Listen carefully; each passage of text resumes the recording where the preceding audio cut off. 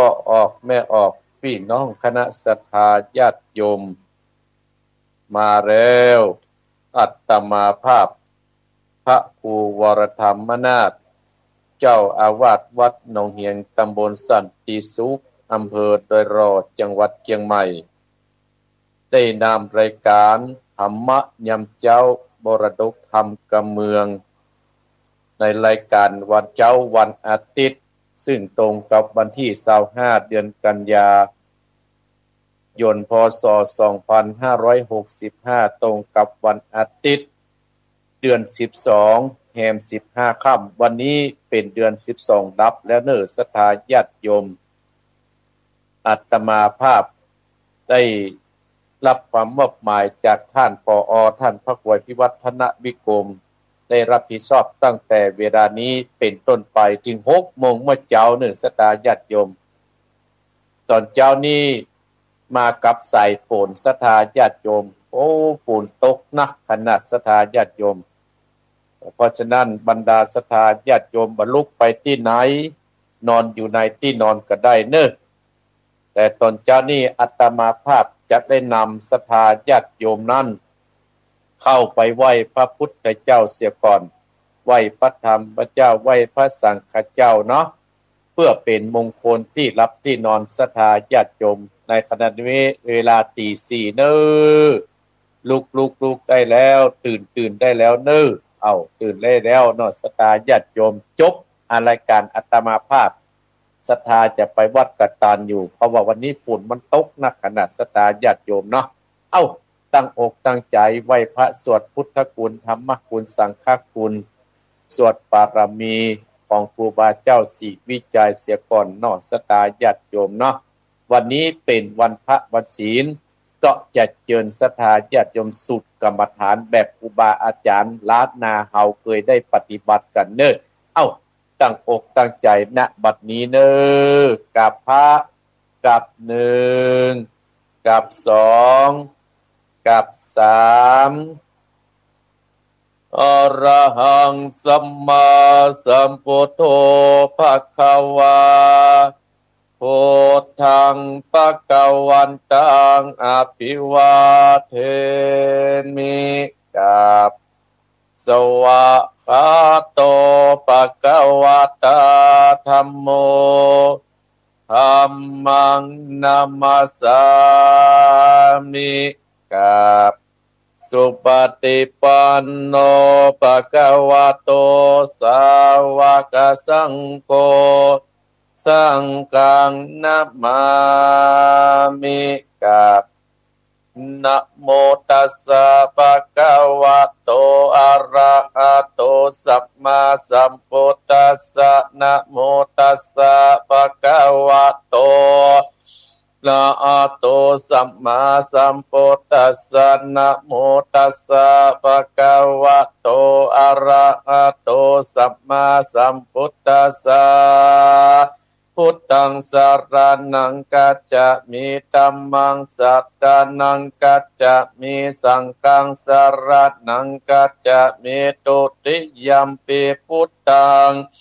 ลนังกัจจาเมตุติยัมปิธัมมังสรณังกัจจามิตุติยัมปิสังฆังสรณังกัจจามิตติ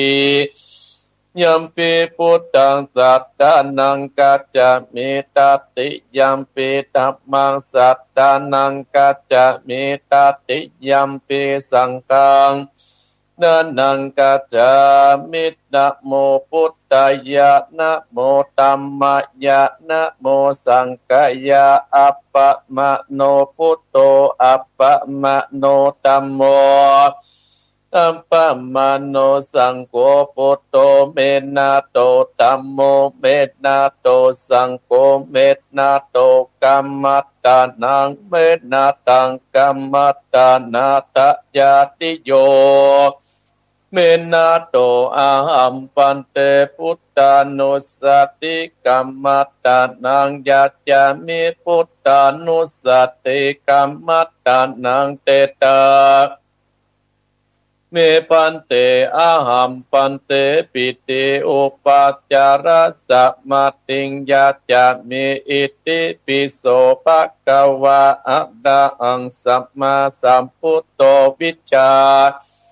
จดานาสัมปันโนสุขโตโลกวิโตอนุตตโตปุติสัตตมัสสะตติสัตตเทวมนุสสานังพุทโธภะคะวะติสวากาโตภะคะวะตะธัมโมสันติติโกอากาติโกเอหิปัสสิโกโอปัฏนายิโกปัจจตังเวทิตาโพวินโยอิติสุปฏิปันโนภะคะวะโตสาวกสังโฆอุจโจปฏิปันโนภะคะวะโตสาวกสังโฆญาญาปฏิปันโนภะคะวะโตสาวกสังโฆสามิจิปฏิปันโนภะคะวะโตสาวกสังโฆญาติตังจัตตาติปุติสายุกานิอัตตาปุติสาปุกขระเอตาภะคะวะโตสาวกสังโฆอาอุนนยโยปะอุนนยโยตะกิจนยโยอัญชเตกรานิโยอนุตตรังบุญญาเกตังโลกัสสติอัตติอิมัสสะมิงกายเยเกสาตุมานากาตันตาตะโจมังสังมหาโรอัตติอาจิมิจังวากังอัตตยังยักกัดนางกิโรมากังปิอากังปัปปะสังอันตังอันตาคุณนางอุตตาติยังกัดเตสามเป็นนามเสพอังอุปโปโลอิตังเสโตเมโตอัสสุวัสสะเก่งโกสิงกานิการาติกามุตตังมัตตะเกมัตตาลุงกันเตตาวัติงสักการังอัญญังอันตะปะโวนิจังตุกังอนัตตาอสุจิอสุปังอิมังกัมมัตตานังปุณตตะโวติอาจิรังวัตตยังกายโยปัตตวิงอติเสสติ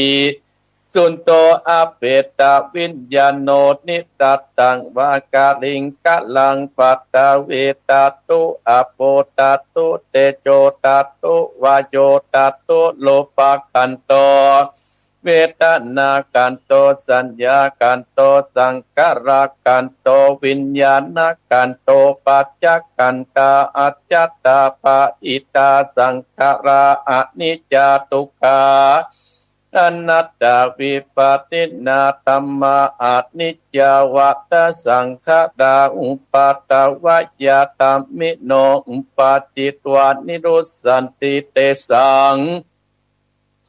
อุปัสสโมโสโกนะมาตุปังอนิจจังตยาเตนะนิจจังวัตตานิปปนังนะมาตุปังตุกังยะเตนะสุขังวัตตานิปปนังนะมาตุปังอนัตตาอาสารกาเตนะสารังวัตตานิปปนังนะมาตุปังอนิจจังนะมาลุปัง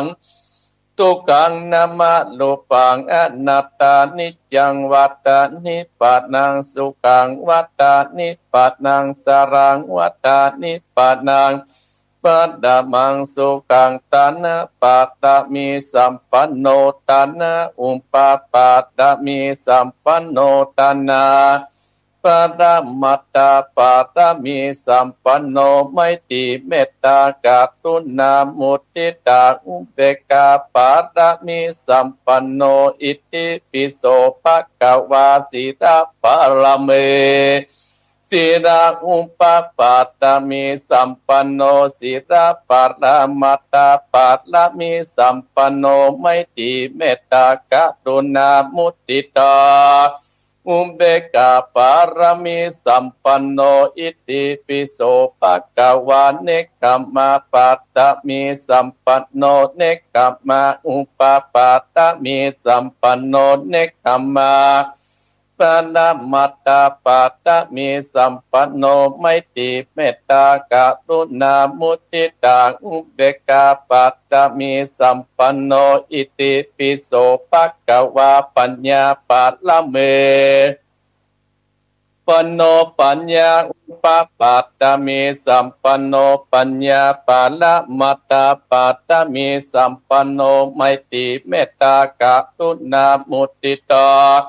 อุเบกขาปัตตมีสัมปันโนอิติปิโสภควาวิติยาปัตตมีสัมปันโนวิติญาอุปปัตตมีสัมปันโนวิติยาปดามัตตาปัตตมีสัมปันโนไมตรีเมตตากรุณามุทิตาอุเบกขาปารมีสัมปันโนอิติปิโสภควาคันติทวิติยาปัตตมีสัมปันโนวิติยาอุปปัตตมีสัมปันโนวิติยาปัลละมัตตาปัตตมีสัมปันโนไมตรีตากรุณามุติตาอุเบกขาปัตตมีสัมปันโนอิติปิโสภควาคันติปัตตมีสัมปันโนคันติ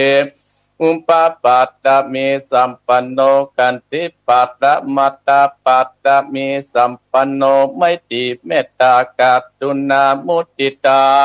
เบกขาปัตตมีสัมปันโนอิติปิโสภควาสัจจะปัตตมีสัมปันโนสัจจะอุปปัตตมีสัมปันโนสัจจะละมัตตาปัตตมีสัมปันโนไมตรีเมตตากรุณามุทิตาอุเบกขาปัตตมีสัมปันโนอิติปิโสภควาอธิฐานนาละมีสัมปันโนอธิฐานาอุปปัตตมีสัมปันโนอธิฐานาปัลละมัตตาปัตตมีสัมปันโนไมตรีตากรุณามุทิตาอุเบกขาปัตตมีสัมปันโนอิติปิโสภควาเมตตาปัตตมีสัมปันโนเมตตาอุปปารมีสัมปันโนเมตตาปัลละมัตตาปัตตมีสัมปันโนไมตรีเมตตากรุณามุทิตาเบกขาปัตตมีสัมปันโนอิติปิโสภควาอุเบกขาปัตตมีสัมปันโนอุเบกขาละมีสัมปันโนอุเบกขาปัตตมัตตาปัตตมีสัมปันโนไมตรีเมตตากรุณามุทิตาอุเบกขาปัตตมีสัมปันโนหิติปิโสภควาทัสสะปัตตมีสัมปันโนทัสสะอุปปัตตมีสัมปันโนทัสสะปัตตมัตตาปัตตมีสัมปันโนไมตรีเมตตากรุณามุทิตาอุเบกขาปัตตมีสัมปันโนอิติปิโสภควาพุทโธโนนันตตุกุณโนวัตตโสภควาอิติปิสาธุสาตุภปัญญาปัตตมีสัมจิตตัสสะโตภปัญญาปัตตมีวัดเวทตอมวิติยาปัตตมีอมรมระวังดีศีระปัตตมีบางออกดาบเมตตาปัตตมีปะเปตังปืนตันนาปารมีเป็นพื้นตั้งต่ออุเบกขาปัตตมีก็เป็นเวียงสัจจะปัตตมีเวทระวังดีปิดไม่เต้าพันติปัตตมีกายเป็นออกดาบบังนามอยและปืนไฟอาทิตานาปัตตมีปับไปจุแห่งแข็งแข็งแรงแรงปับหมู่ปานปีสังไปเปรบทุกตะเวเดดังทรณีอัศจรรย์เสือเหมือนปันอยู่กลางน้ำนาตีกวางตอกกวางแตกกี่ปองนานองนานอกเป็นข้าวตอกดอกไม้มาปูจาพระเก่นตายสัตตานพระปุตตังเลยจุงมาไปโปรดจุงมานุญาตโปรดผู้กาเตติดีแม่ทอดดตีออกมาติดมวยผมอยู่ตีทัดจังไรขาดกางาสับพ้นดินพ้นดำนาทีลงพระปายกอหับตับเต้าปัดยามานเอาอาปุนปัว กับเงือต้นหัวเสกาผู้ขานี้ชื่อว่าเป็นลูกศิษย์พระพุทธเจ้าตนมีบุญสมปันอันมากพระพุทธเจ้าจริงตังพระปัญญาปารมีไว้กับจานตั้งไว้ตั้งหน้าก็ได้กับจานตั้งไว้ตั้งหลังก็ได้กับจานตั้งแต่หัวถึงตีนก็ได้กับจานตั้งแต่ตีนถึงหัวก็ได้กับจานเส้นวาลูกปืนจากมาเสมอเหมือนปนเส้นอากาชักบอกมากระไดกับพระเจ้าก็ได้ไว้ว่าพุทธกุณังธรรมกุณังสังฆกุณังพุทธอินตาธรรมอินตาสังฆอินตาจะแม่ตอดานีผู้อยู่เดือน้ำอยู่กำแผ่นดินกันกาละเนกคือตึงยังคุณพระปิตาคุณพระบรรดาคุณครูบาอาจารย์คุณพระแก้วเจ้าตั้งสามประการคือคุณพระพุทธังคุณพระธรรมังคุณพระสังฆังคุณแดดคุณฝนคุณน้ำคุณลมคุณกุราชเจ้ากอดเดคุณป่าเจ้าตนเป้าวัดนาก็ดีคุณนางอุตราก็ดีคุณป่าปาเจเจ้าก็ดีคุณแม่ทอดดัดนี้เจ้าก็ดีจุงมารักษากรรมนาและกำลังยังตนตัวเองข้าพเจ้าและเจ้าของสถานีกู้สถานีและท่านผู้ฟังผู้คนยามนี้แต่ดีจีแต่เตอพุทโธพุทธังรักษาธัมโมธัมมังรักษาสังโฆสังฆังรักษาพุทโธพุทธังอะระหังธัมโมมังอะระหังสังโฆทังอะระหังพุทโธพุทธังกันอาธัมโมธัมมังกันอาสังโฆสังฆังกันอาพุทโธโภคธัมมังปิดสังฆังมิตรอายุวันโนสุขังพระลังเอาละศรัทธาญาติโยมบรรดาพ่ออุ้ยแม่อุ้ยพ่อออกแม่ออกพี่น้องคณะศรัทธาญาติโยมอาตมาภาพได้นำศรัทธาญาติโยมไหว้พระสวดพุทธคุณธรรมคุณสังฆคุณบารมี10ทัศและบารมี30ทัศของครูบาเจ้าศรีวิจัยนั้นจบไปเพื่อเป็นมงคลที่รับที่นอนของศรัทธาญาติโยมก่อนอื่นนั้นก็ขอขอบพระคุณท่านพระครูพิวัฒนวิกรมที่ได้มอบเวลาให้กับเก้ากับผมหรือว่าอาตมาภาพได้จัดรายการนี้ในตอนเช้าทุกวันอาทิตย์ตั้งแต่เวลา 4:00 ถึง 6:00 น.เมื่อเช้าในตอนเช้านี้ก็ขอขอบพระคุณอนุโมทนากับเจ้าของสถานีวิทยุที่เกาะเกี่ยวสัญญาณเอาเสียงอาตมาภาพไปถึงบ้านถึงหอถึงเรือนถึงในร้านค้าในรถในรางก็มีตึงมดตึงมวลต่อ9สถานีนะครับช่วงในนี้สถาญาติโยมตอนเช้านี้ก็สถานีที่1ก็สถานีวิทยุขึ้นเพื่อการศึกษาศาสนาวัฒนธรรมวัดปะหิน 104.50 วัดอำเภอเมืองจังหวัดเชียงใหม่และสถานีที่2สถานีวิทยุคณะสงฆ์อำเภอฝางวัดพระบาทอุดม FM 100.25 อำเภอฝางจังหวัดเชียงใหม่และสถานีวิทยุดินแดนถิ่นล้านนาบ้านลงงัวตำบลน้ำบ่อหลวงอำเภอสันป่าตองจังหวัดเชียงใหม่ FM 103.50 และสถานีวิทยุขึ้นธรรมะของชุมชนวัดห้วยตองซักอำเภอจอมทอง FM 98.75 และสถานีวิทยุมูลเสียงธรรมอำเภอแม่แจ่มจังหวัดเชียงใหม่วัดบุพาราม 106.25 และสถานีวิทยุเน็ตเดลรีดิโอ FM 96.75 บ้านจงตำบลทุ่งขวาวห้างหุ้นส่วนจำกัดอนุสรณ์เรดิโออำเภอเมืองปายอำเภอเมืองปานจังหวัดลำปางและสถานีวิทยุชุมชนคนเหนือเขื่อนอำเภอฮอดจังหวัดเชียงใหม่ FM 90.75 และสถานีวิทยุเพื่อการศึกษาพัฒนาอาชีพ FM 103.00 อำเภอเมืองจังหวัดลำปางโดยคุณอนุพงษ์ตาจินะและสถานีวิทยุวิทยาเทคโนโลยีและการจัดการกปภแม่เมาะจังหวัดลำปาง FM 99.50 ขออนุโมทนาสาธุเนอทุกสถานีที่อาตมาภาพได้เอ่ยมานี่รับตั้งแต่เวลา 3:00 ถึง 5:00 น.เมื่อเช้าเนาะก็ขอขอบพระคุณอนุโมทนาสาธุตวยศรัทธาญาติโยมมาในตอนเช้านี้ศรัทธาญาติโยม บรรดาพ่ออุ้ยแม่อุ้ยพ่อออกแม่ออกพี่น้องคณะศรัทธาญาติโยมท่านผู้ฟังทั้งหลายวันนี้เป็นวันพระวันศีลศรัทธาญาติโยมเป็นวันเดือน12ดับคำว่าเป็นวันอาทิตย์ศรัทธาญาติโยมตรงกับวันนี้วันที่25เดือนกันยายนวันนี้อาตมาภาพหลังจากออกรายการแล้วก็จะขึ้นวิหารฝนกระตกมาแห้งขนาดเด้อศรัทธาญาติโยมประเดี๋ยวนี้ดังถึงตั้งนอกนะศรัทธาญาติโยมอาตมาภาพอยู่ในห้องเพแต่ก็เปิดวิทยุไว้ข้างนอกศรัทธาญาติโยมฝนตกหนักขนาดที่หนองเหียงนี่นะน้ำกำลังจะท่วมหนองเหียงกับหูเนาะอาตมาภาพก็นำศรัทธาญาติโยมไหว้พระสวดพุทธคุณธรรมคุณสังฆคุณกี้ปารมีวิทย์ไปกรรมศรัทธาญาติโยมเลวพอน้ำฝนซ้ำแห่กรรมตะกี้เนี่ยว่าสติของคนเฮาเนี่ยศรัทธาญาติโยมถ้าจิตเฮาบ่อยู่กับตรงนี้นะแวบไปกำเดียวคิดไปเลยนะศรัทธาญาติโยมก็ได้เริ่มต้นใหม่ตะกี้เนี่ยย่านก็จะลุกตั้งแต่จะเริ่มต้นใหม่นะศรัทธาญาติโยมนะเป็นธรรมดาของสังขารศรัทธาญาติโยมเนาะก็อนุโมทนากับศรัทธาญาติโยมเนี่ยที่เปิดเครื่องวิทยุรับฟังกันเมื่อเช้านี่เนาะตั้งแต่เวลา 3:00 มาแล้วตั้งแต่เทปที่ท่านพระครูพิวัฒนวิกรม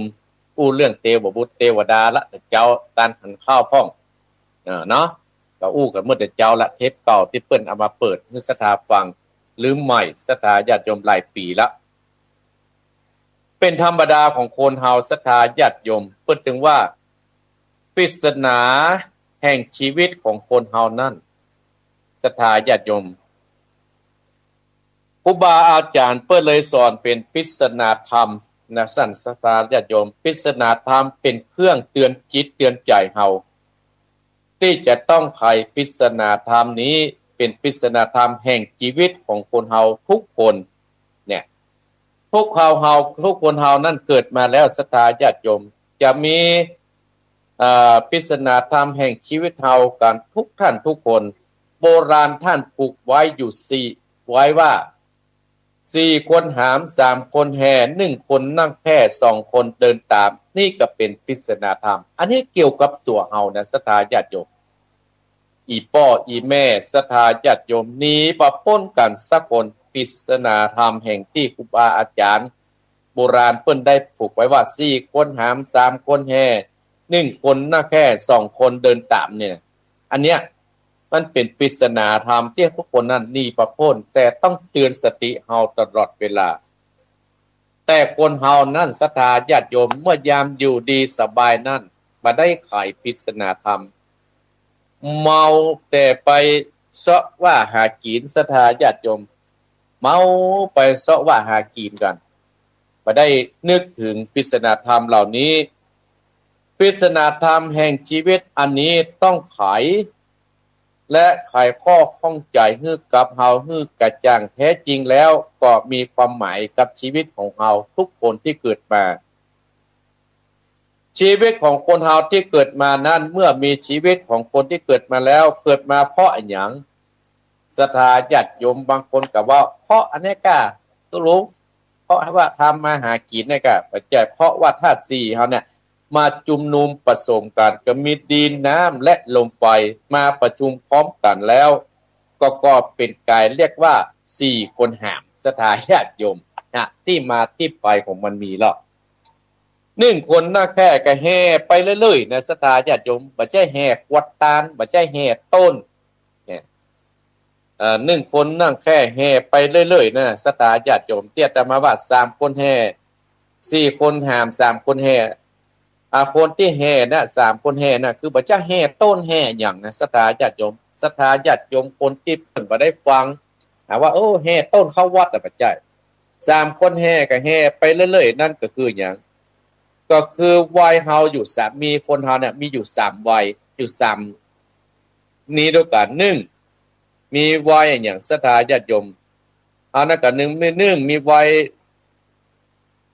ก็เรียกว่าปฐมวัยก็คือเมื่อเฮาเป็นละอ่อนเฮายังหนุ่มยังแน่นมัชชิมวัยและปัจฉิมวัยแต่ละวัยนั้นเพิ่นเปรียบเหมือนไตรลักษณ์ศรัทธาญาติโยมคืออนิจจังมันบ่เที่ยงทุกขัง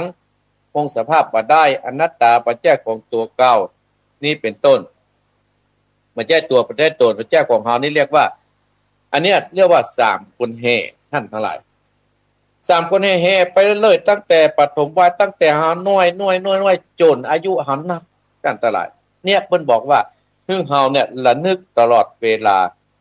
เนี่ยเมื่อเฮาเกิดมาแล้วเฮาก็หมั่นสร้างบุญสร้างกุศลอย่างบรรดาสตาญาติโยมขึ้นสิขาวหลายคู่หลายคนตะวาเนี่ยอาตมาภาพหันเพิ่นไปตามพัดลมไปตามโต๊ะต่างๆกับที่วัดปักต่างเจริญเนี่ยเป็นจริงที่ภาคภูมิใจนะสถาญาติโยมคือเฮาเกิดมาแล้วเนี่ยบ่ฮึเสียเวลาบางคนเกิดมาแล้วสตาญาติโยมวันพระวันศีลเนี่ยบ่เคยมาสักเตื้อบ่เคยมาสักเตื้อบ่เคยว่าโอ้วันนี้เข้าพรรษาแล้วบ่เคยมาสักเตื้อสุดพรรษาแต่จะรู้สึกตอนปุ้นงับเงยปึ้งสถาญาติโยมโอ้นึกถึงตุถึงพระนึกถึงครูบาอาจารย์อันนี้บ่ได้ว่าฝ่ายนึกสตาญาติโยมอาตมาภาพก็มาเตือนสติหมู่เฮาตั้งหลายอันนี้ผู้ว่าวัยของคนเฮามันตั้งวัยละอ่อนเนี่ยวัยกลางคนแล้วก็วัยสุดท้ายอย่างสถาญาติโยมเนี่ยอีพ่ออีแม่บรรดาสตาญาติโยมโอ้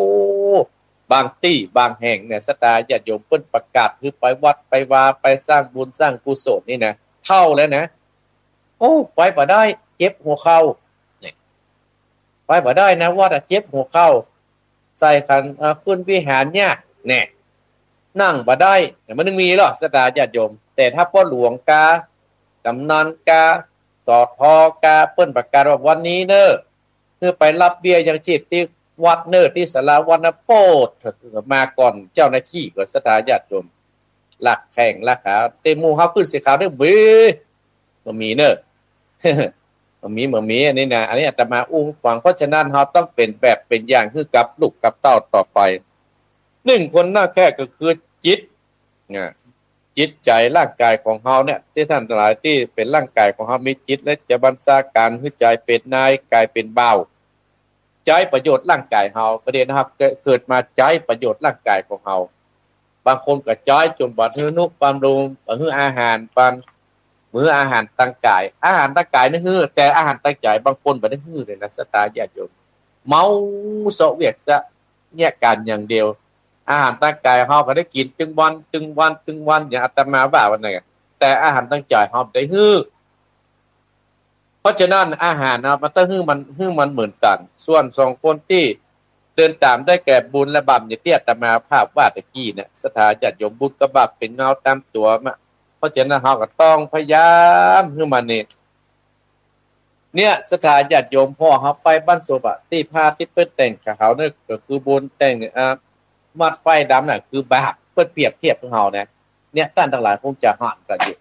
อันนี้อาตมาภาพเลยนำมาอู้มาจ่าให้สถาญาติโยมเตือน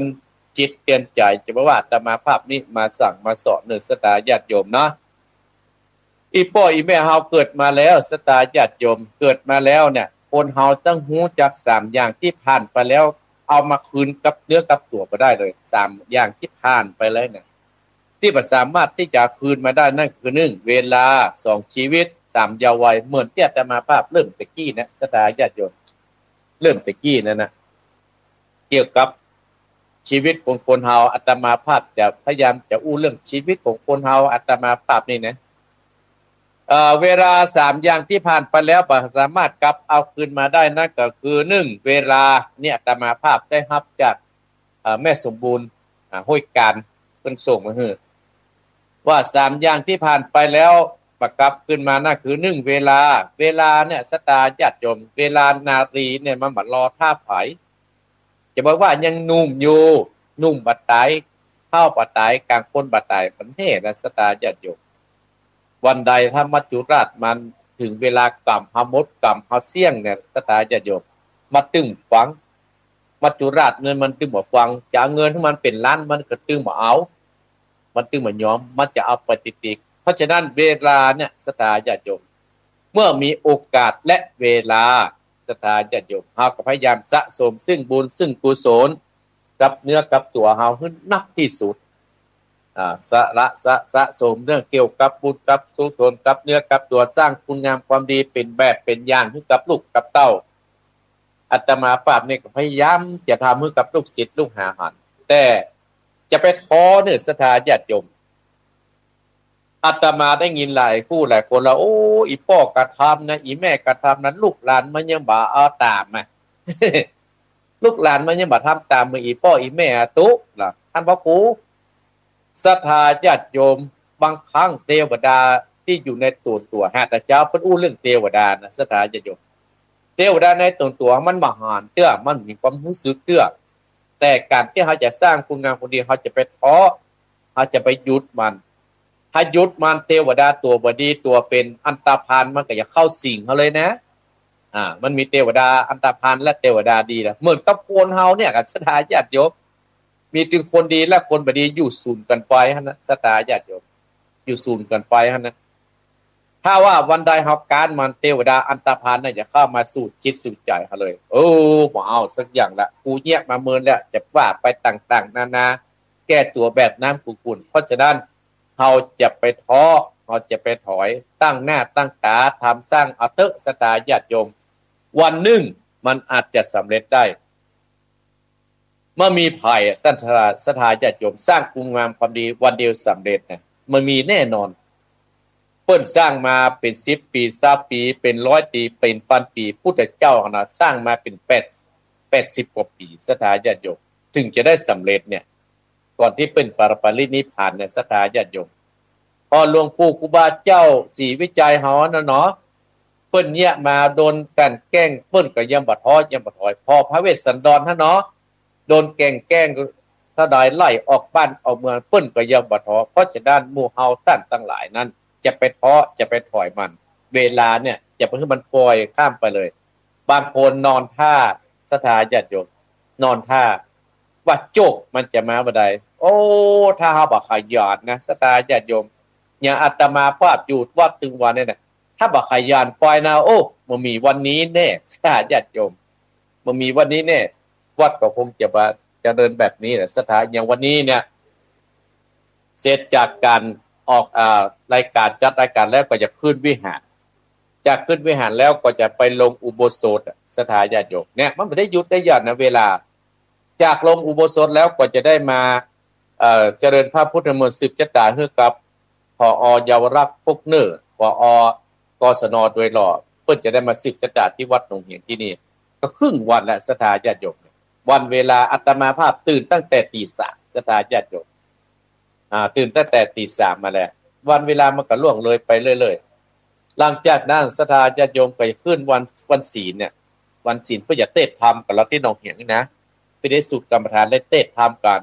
เทศธรรมจบอาตมาภาพก็จะไปคุ้มไม่วางบุญอำเภอไม่วางยังบ่ฮู้ตี้ด้วยนะศรัทธาญาติโยมคุ้มไม่วางบ่ายประมาณบ่าย 3ออกวัดเพิ่นงานเพิ่นมีประมาณบ่าย 4หลังจากนั้นก็จะมานำศรัทธาญาติโยมที่เพิ่นมาวันศีลตอนเย็นเนี่ยพวกเสร็จจะได้พักกับ8 โมงเมื่อคืนศรัทธาญาติโยมก็อ่อนเพลียแล้วก็หลับแต่ซะผู้พระเจ้าก็ว่ากันให้หม่อยวันเวลาเนี่ยศรัทธาญาติโยมถ้าเฮาปล่อยไปมันบ่สามารถกลับคืนมาได้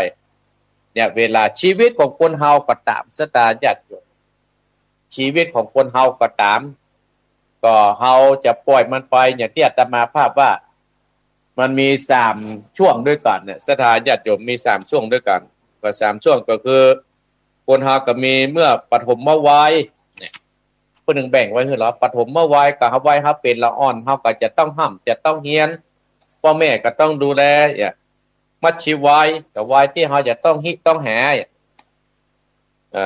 ประชิมวัยเฮาก็ต้องมันสร้างบุญสร้างกุศลเนี่ยเข้าวัดเข้าวาอย่างวันนี้วันศีลเป็นต้นเนี่ยศรัทธาญาติโยมอย่างนี้เพราะฉะนั้นเพิ่นก็แบ่งไว้ชีวิต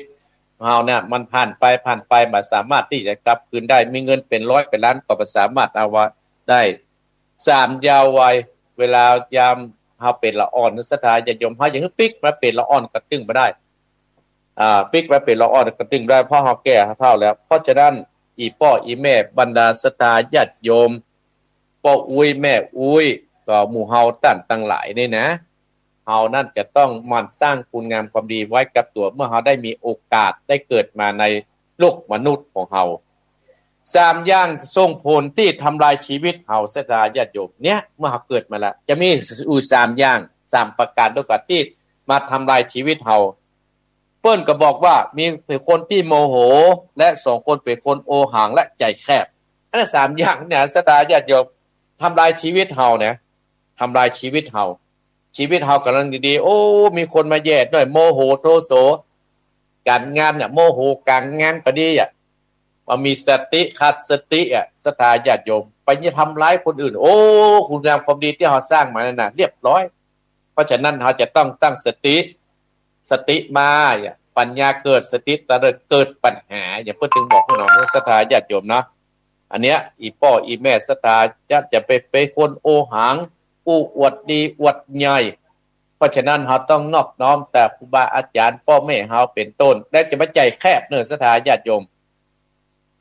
จะมาใจแคบจะมาใจแคบถ้าเป็นคนใจแคบนะอยู่ไหนบ่ได้ศรัทธาญาติโยมบรรดาพ่ออุ้ยแม่อุ้ยของเฮาอันเนี้ยอาตมาภาพได้ปริศนาในเรื่องในชีวิตของเฮาที่เฮาเกิดมาทุกวันนะเฮาจะมาปล่อยเวลาปล่อยขนาดนี้อย่าอาตมาภาพนั่งนั่งจ่าศรัทธาญาติโยมเนี่ย4:37 นาทีและศรัทธาญาติโยมที่กับศรัทธาญาติโยมมานี่นะก่อนที่จะเปิดสายเนี่ยศรัทธาญาติโยมจะเล่านิทานให้ศรัทธาสอนจิตสอนใจศรัทธาสักเรื่องนึงอันนี้เรื่องลิงและอูฐเนี่ยลิงและอูฐจะเป็นจะได้นั่นศรัทธาญาติโยมลองฟังกันเด้อณลานประชุมกลางป่าแห่งหนึ่งบรรดาสัตว์นานาต่างๆมากมายต่างมาประชุมกันในงานประจำปีของสัตว์ในที่อาศัยป่านั้นเหมือนกับหมู่เฮาตั้งหลายเนี่ยเหมือนไปจะประชุมเฮ็ดเรื่องเดือนจะประชุมเฮ็ดเรื่องไงกันเจ้าลิงแสนโซนนั้นได้ลุกขึ้นมาเต้นรำทำท่าตลกไปรอบๆลานที่ประชุมหั่นเสียงหัวเราะเฮอกับของบรรดาสัตว์นานาต่างๆก็เป็นยิ่งนักท่านทั้งหลายเพื่อนสัตว์ทั้งหลายก็ปากันตบมือเนาะพร้อมกับเสียงหัวเราะแสดงความชื่นชมว่าโอ้เจ้าลิงนี่เก่งแต๊ะก้องไปทั่วป่าทีเดียวแต่ในนั้นก็มีอูฐท่านทั้งหลายอูฐนี่น่ะมันมั่นไส้ เอ้ามั่นไส้อันไอ้ลิงนี่เงาเหมือนกับโคนเฮาเนี่ยศรัทธาญาติโยมนะมั่นไส้คนนั้นมั่นไส้คนนี้เนี่ยแต่ว่ามีความสุขนะศรัทธาญาติโยมอูฐนี้มั่นไส้มันว่ามั่นไส้ว่าโอ้หน้ามั่นไส้อูฐตัวหนึ่งอยู่ในอู้ในใจว่าโอ้มั่นไส้รู้สึกอิจฉาเจ้าลิงแสนชนตัวนั้นว่าเนี่ยได้เขาหัวเราะตบตีนตบมืออย่างอี้เฮาเนาะเนี่ยเจ้าอูฐนะก็เลยลุกขึ้นทำตามจังหวะเหมือนเจ้าลิงแต่กลับมาได้รับความชื่นชมจากหมู่สัตว์ทั้งหลายเลยศรัทธาญาติโยมเพราะว่าการเต้นของอูฐนั้นมันน่าฮักเหมือนเจ้าลิงท่านทั้งหลายโอ้สัตว์ทั้งหลายนั้นก็ไล่ขึ้นไปเอาไปไล่อูฐตัวนั้นไปจะพ่อลิงอย่างเดียวเนี่ยศรัทธาบรรดาสัตว์ทั้งหลายก็โมโหไล่อูฐตัวนั้นออกไปจากที่นั่นทันทีอีพ่ออีแม่นิทานเรื่องนี้เพิ่นสอนจิตสอนใจเฮาว่าใหญ่เพิ่นว่าคนเฮาเนี่ยเกิดมาแล้วมีดีคนละอย่างอย่าคิดเอาตัวเฮาเนี่ยทำให้ได้ดีเสียทุกอย่างว่าคนเฮาเนี่ยเกิดศรัทธาญาติโยมเนี่ยคนเฮาเนี่ยเกิดมีดีคนละอย่างอย่าคิดว่าตัวเฮาเนี่ยจะได้ดีได้เหมือนคนอื่นได้ผู้อย่างบางครั้งบางสิ่งบางอย่างนั้นเฮาก็อาจทำบ่ได้ญาตมาภาพนะศรัทธาญาติโยมแต่ที่ศรัทธาญาติโยมที่ฮือศรัทธามีความสุขอาตมาภาพก็พอใจแล้วเนี่ยอาตมาภาพเลยเอานิทานเรื่องนี้มาให้เป็นสอนจิตสอนใจให้ศรัทธาได้สดับรับฟังดอกวันนี้4:40 นาทีแล้วศรัทธาญาติโยม40 นาทีแล้วอาตมาภาพก็อยู่กับศรัทธามาคนเดียวตั้งแต่เจ้านะสหปากะกันเนี่ยศรัทธาญาติโยมภายจะโทรช่วงแรกก็โทรมาเนิ่นฝนตกก็เนี่ยฝนตกก็แต่ที่หนองเหียงรู้สึกว่าเริ่มหยุดแล้วศรัทธาญาติโยมนะศรัทธาคงจะมาวัดได้อยู่โทรมาที่0828857225ไปลองโทรมาเนิ่นศรัทธาญาติโยมนะไปจะโทรจากับอาตมาภาพช่วงแรกนั่นก็เจิญเนิ่นศรัทธาญาติโยมมาแล้ว 082เนี่ย8857225สายแรกสถานญาติโยมเจริญพรประกาศเจ้าจากหลังจากแม่จ๋าอำเภอแม่อายเจ้าแม่จันโสแม่นก็เจ้าโอ้ฟังฝนตกกับแม่ฝนมาตกเจ้าตกตะวันปะคืนโอ้นี่ตกหนักเนอะโอ้ฝนตกมากเนาะชัดเจนดีนะแม่เนาะถ้าเป็นดีค่าฟังธรรมอยู่นะเจ้าขอบคุณเนอะเจ้าจะเจริญพรเจ้าสายต่อไปเจริญพรนิพายบโศกน้องกบว่าจะได้ฟังกี่โมงมาจะได้ฟังธรรมต่อนะน้องกบมาตั้งหนุ่มเหียงจ้ะนี่กัดโตขนาดเนอะยินดีเนอะน้องกบเนอะจะเลิญปอนนี่น้องกบผู้คนสู้ชีวิตจะเลิญปอนแม่ยาง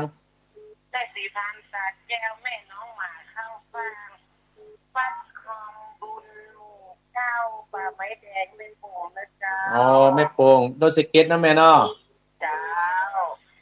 นโมทนาที่แม่โทรมาเนอะฝนตกหนักขนาดเลยเนาะนี่โต๊ะขนาดนี่แม่เนอะนี่ก็โตขนาดเลยยังรู้ว่าจะไปวัดได้หรือไม่เนี่ยรอมันเอื้อนก่อนเนอะแม่ลุกขึ้นมาหุงข้าวทำข้าวว่าตั้งใจแล้วว่าจะไปวัดนี่เนาะแกงต้มใส่ปลานิ่มเจ้าจะไปใส่บาตรยินดีนะแม่เนอะเจ้าว่าสาเจ้าจะเลิญปอนโดยสิเกตเจริญปอนจากไปตาครับท่านอาจารย์ครับ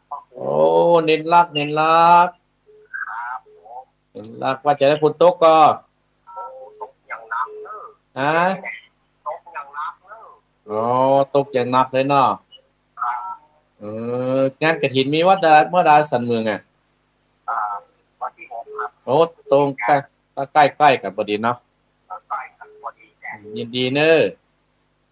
ผมฝนตกขนาดนั้นอันนี้ก็ตกเนอะยินดีนะที่เป็นกำลังใจให้นะเนอะจะเลิญปอนจะเลิญปอนสายต่อไปเจริญปอนแม่ยางลำปางฝนตกป่ะแม่อันนี้ตกไม่หมอนะต้องแห่ใหญ่ขนาดนั้น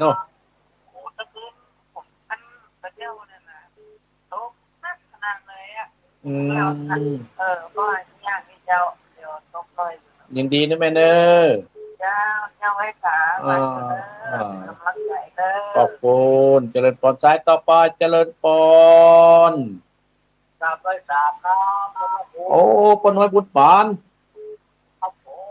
ฝนตกนะก็นี่ตกตักขนาดนี้ปนไปไหนถึงก็ได้อะแน่กาดเท่าแก่เนาะพ่อกับระวังเนอร์ปะเนอร์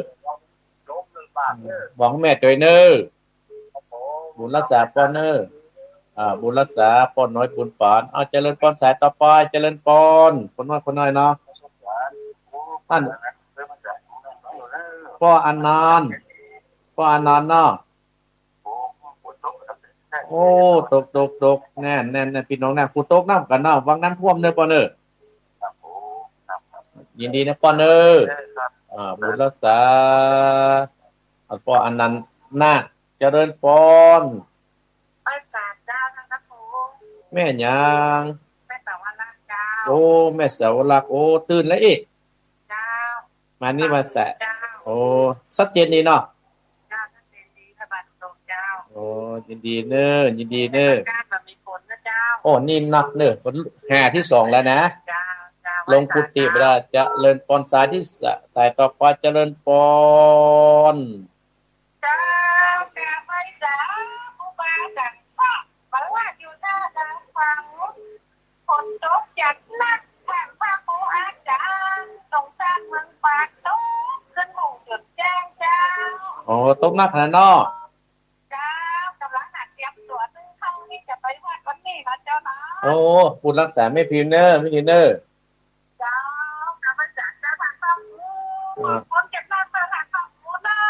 บุญรัก คำสอนในเจ้าเนาะ บุญรักษานะแม่เนอ จ้า เจริญพรสายต่อไปเจริญพร อย่าได้จัดยาพระครู ท่านแม่หยางแนะนำตัวกันกาแม่หยางอ่ะ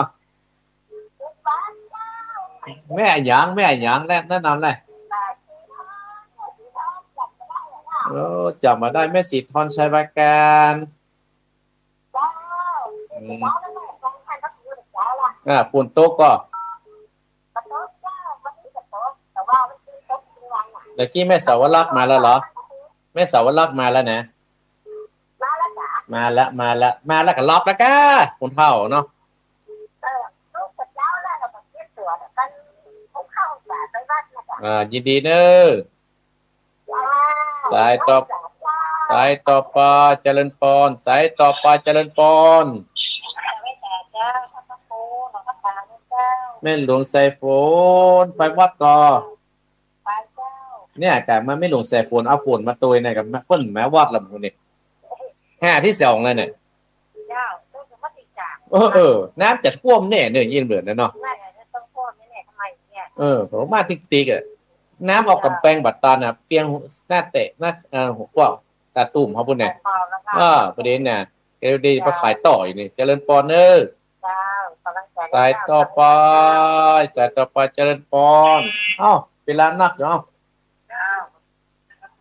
แม่ยาง แต่พวกเจ้า แสนโฟมไม่แสนโฟม เจ้าต้องนักขนาดนั้น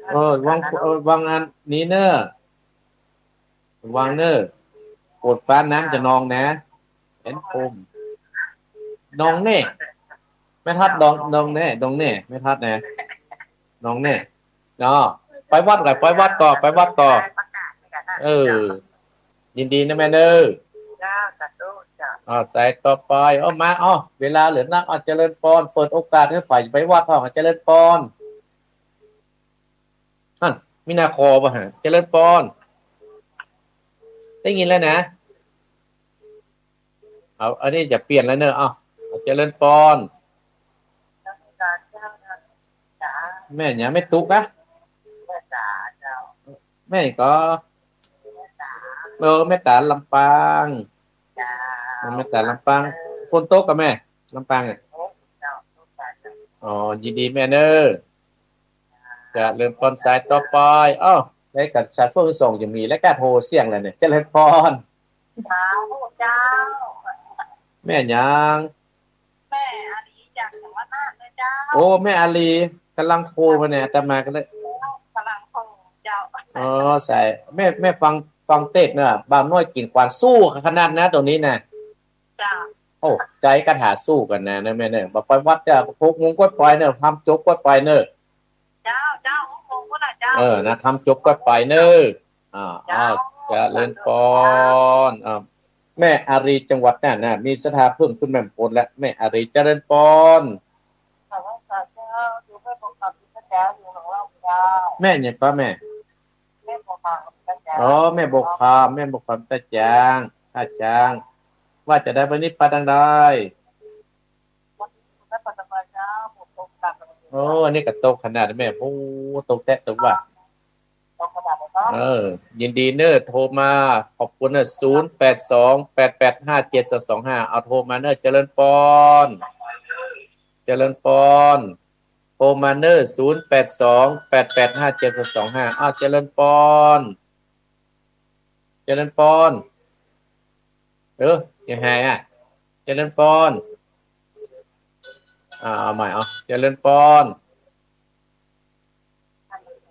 แม่ยัง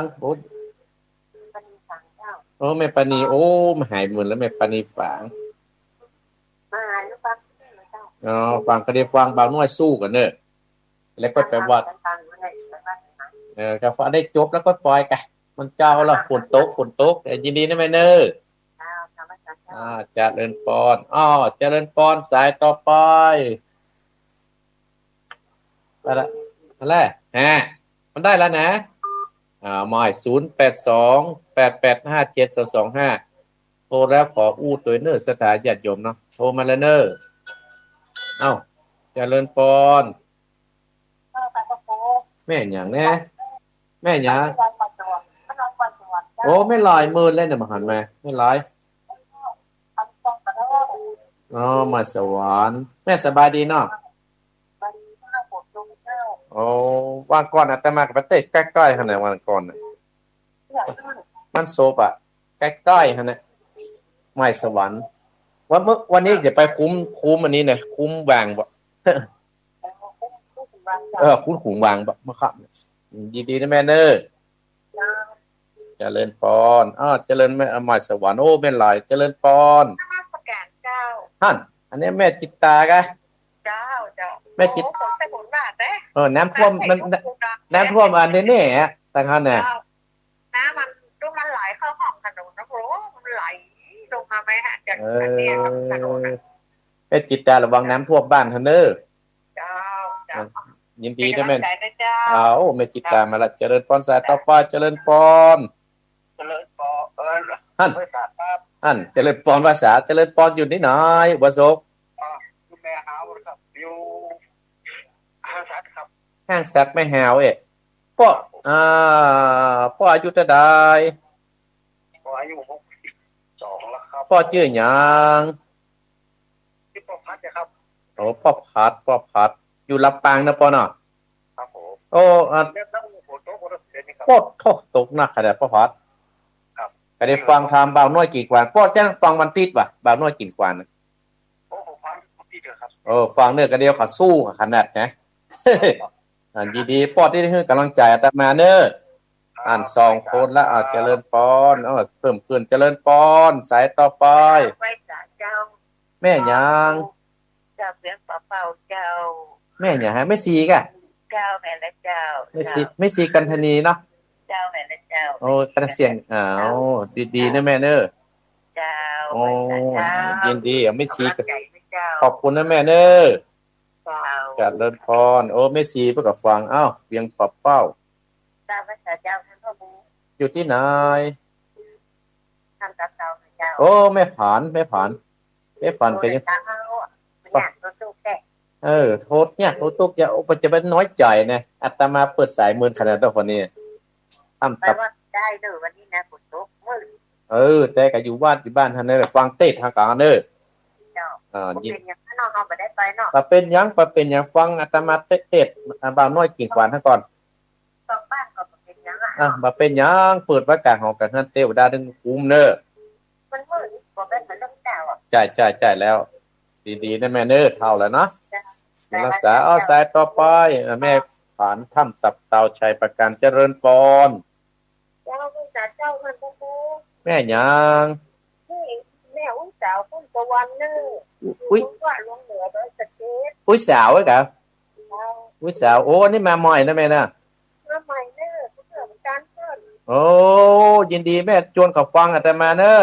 ขนาดเด้อฝนตกเนาะโดยสเก็ตแม่อายุเท่าใดแล้วเนี่ยแม่อุตสาว74แม่ก็ฟังกู้วันติดกะกำลังโทรมาครั้งแรกเนาะโทรครั้งแรกก็ติดเลยเนาะเจนดีเนี่ยอุตสาวโดยสเก็ตเจริญปอนเพิ่มเสียมโคนแล้วยังแพนหน่อยแม่ยังขับปานเจ้าโอ้แม่ขับปานวันนี้ไปไหนบ้านกาไม่ประกาศครับโอ้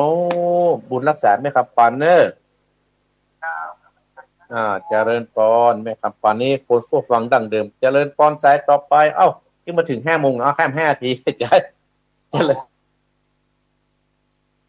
ไม่ทุกคนเนี่ยเรา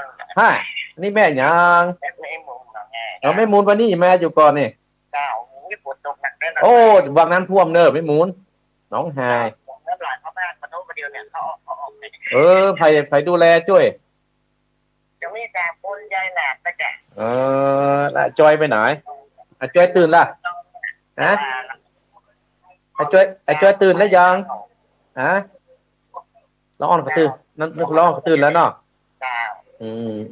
สักเตี้ยมกับแม่ก็ได้เนอะไปตอนเรื่องนี้แต่คนยายแหลกยินดีนะแม่เนอะ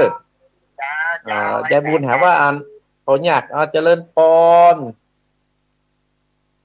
เจริญพรกระจายอ่ากระจายเอาใหม่เนาะเอาใหม่นั่นเนาะเจริญพรเอาใหม่0828857225อะไรเด้อขั้น4 นาทีเจริญพรเจ้าเจ้าภาษาเจ้าครูแม่หยังฮะให้จัดฟังแม่สีจันทร์ฟังหาแม่สีจันทร์อันบ่จะอยู่นำหมู่เราอยู่เพิ่นบ้านนี่ก็แต่หั่นน่ะบ้านนี่ก็แม่บ้านแม่ฮะบ้านหนองฟูบ้านเมืองฟูพ่อแม่แล้วเสือแล้วน่ะเมืองฟูแล้ว น้ำท่วมคุมนอกก็อันที่อันถูกเจ้าระวังด้วยแม่เด้อเจ้าบุญรักษาแม่เด้อเจ้าภาษาแม่สีจันทร์นี่ฟังตั้งเดิมเจริญพร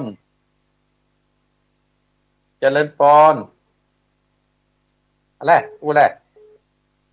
จะเปลี่ยนเจริญพรใหม่นี่บ่ได้ใหม่ที่มันติดแล้วบอก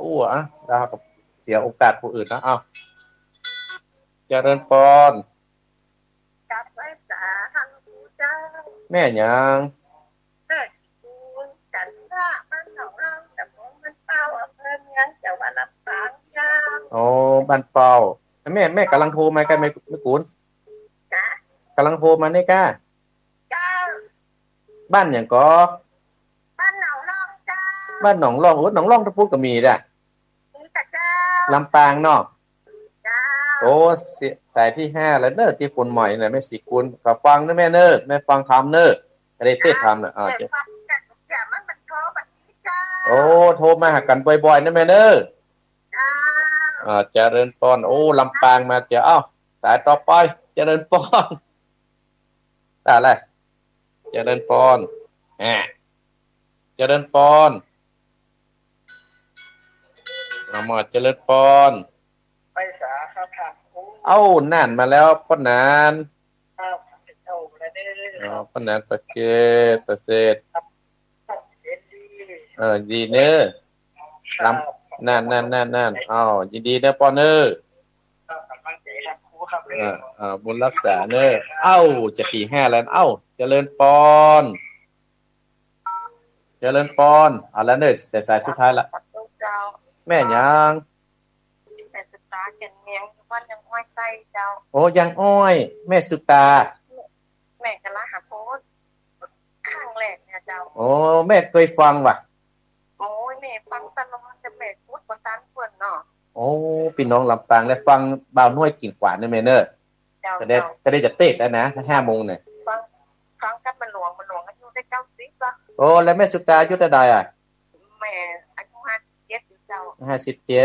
57ฟัง2 คนเนาะเจ้าฟังแม่หลวงเพิ่นฟังเอกหลังไปฟังหลัง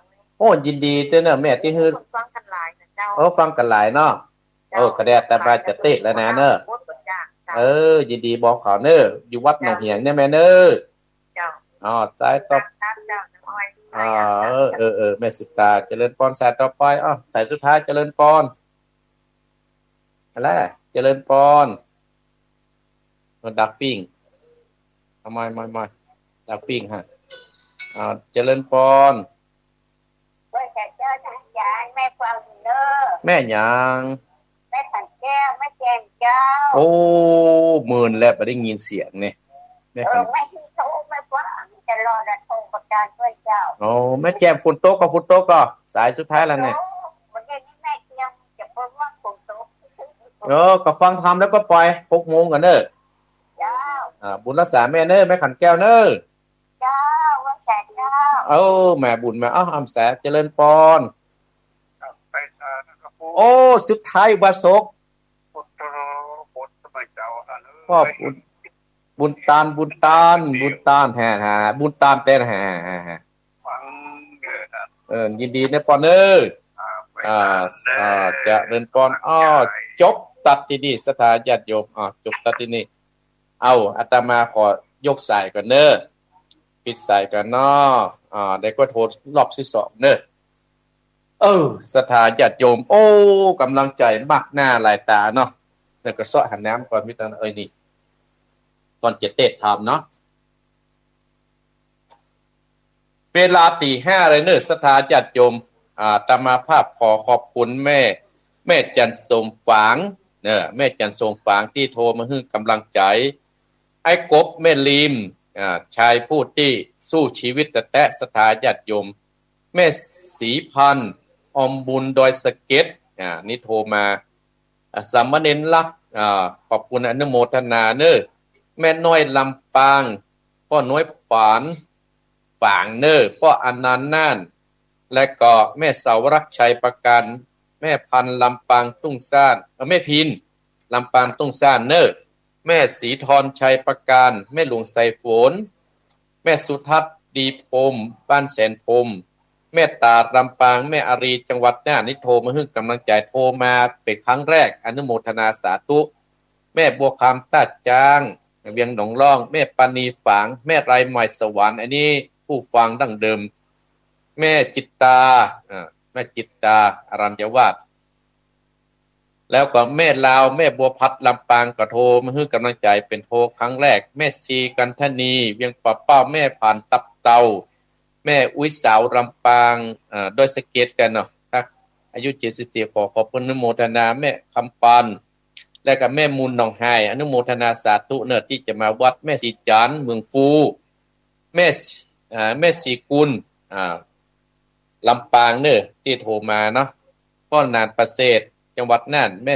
สุตตาลำปางและแม่ขันแก้วแม่แจมและพ่อบุญตันอนุโมทนาสาธุเนอะเอาละสตาญาติโยมโอ้ได้คนที่โทรมาให้กำลังใจนี่ก็หลายคนสถาญาติโยมเนาะหลายคนอยู่3-4คนพร้อมกันวันนี้เป็นธรรมวันนี้เป็นธรรมผูกท่วน12เนอะสถาญาติโยมวันธรรมผูกท่วน12เนอะเอ้าตังหลับปูนให้เพิ่นให้อย่าเปิดละพอพี่น้องหลับปูนว่าโอ้ท่านฟังเทศเจ้าเนอะอาตมาภาพพยายามจะดึงเวลามันตี5ป่ายเนาะวันนี้นะสถาญาติโยมมันสมกับบรรยากาศไปจะไปฟังไปวัดเด้อฟังบ่าวน้อยกินกวานก่อนบ่าวน้อยกินกวานเดินทางมาถึงปลูกท่วน12และสถาญาติโยมบ่าวน้อยกินการเดินทางมาถึงปลูกท่วน12และสถาปลูกท่วน11วันนั้นโอ้พญาเจ้าเมืองพญาเจ้าเมืองคีรีนครพญาเจ้าเมืองโกสัมพีพญาเจ้าเมืองตักกะศิลา3เมืองตั้นทั้งหลายไปตีทัพเมืองอิทธปัตนครที่เจ้าบ่าวน้อยกินขวานเป็นพญาเจ้าเมืองเพราะว่าเจ้าเมืองคีรีนครเจ้าวรติกิตินั้นตั้นทั้งหลายโอ้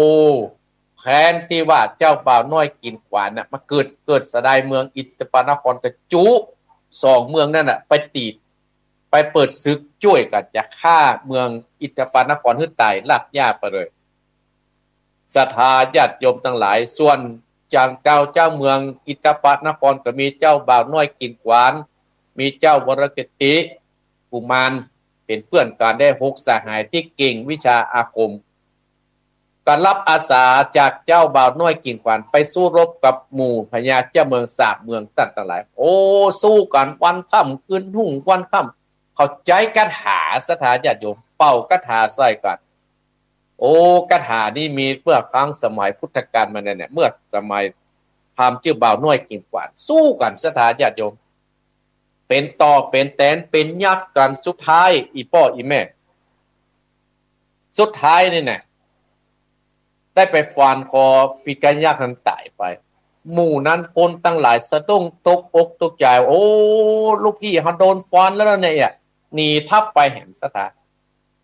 สร้างความบ่พออกบ่พอใจให้กับพญาเมืองคีรีนครและเมืองโกสัมพีเมืองตักกะศิลาต่างคนก็มาปรึกษาอาคมว่าเฮาก็มีวิชาร้อย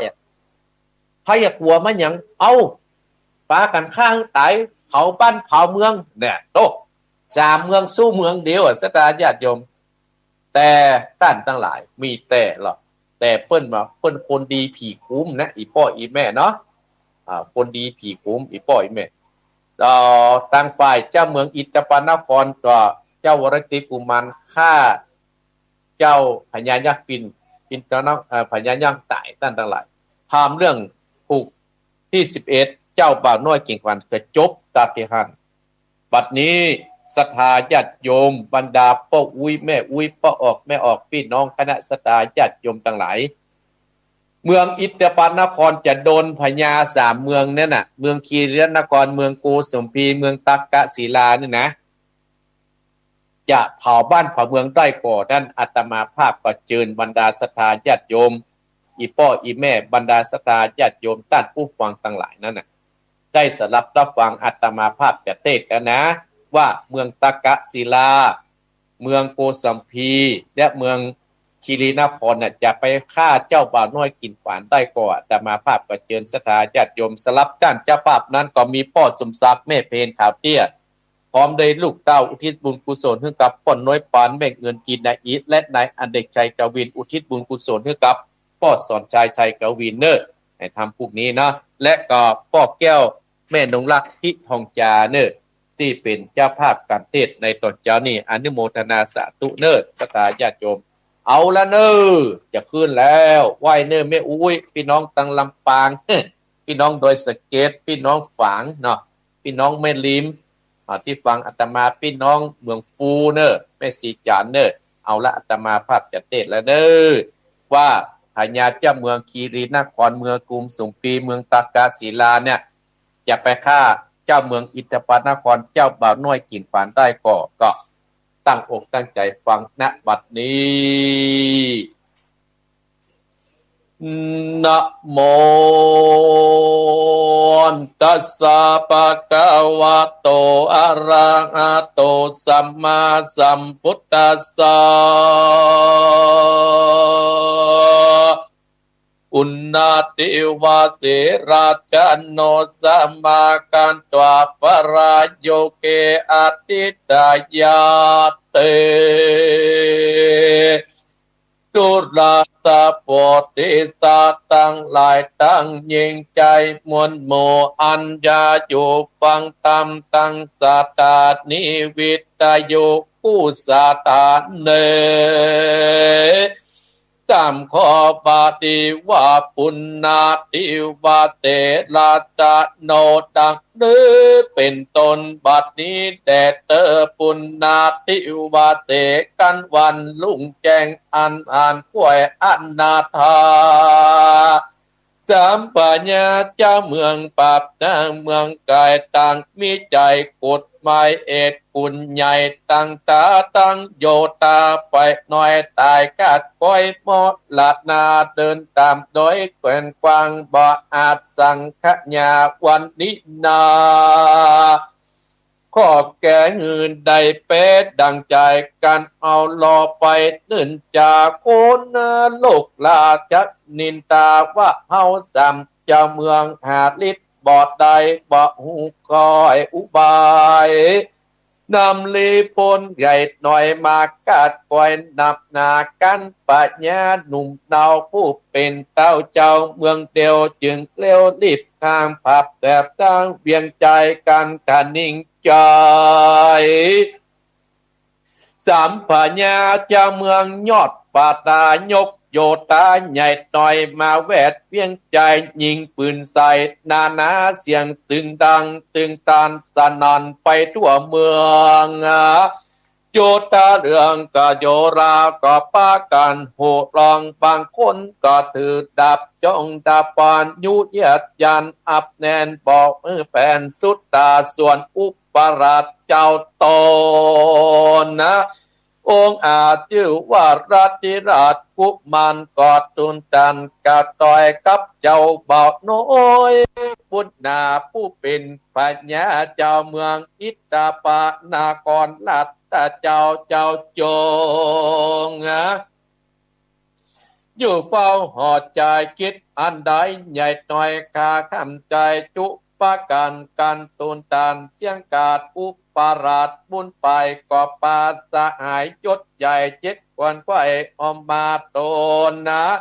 มีเตจาขันผู้คนสลัดทุทิพปะบนนำลีปนตั้งมัวออกไปจากเวียนต่างก็มีใจเอาอาจบอกกึดขาดตั้งสายลิปนไหลส่องไปตั้งปอบไป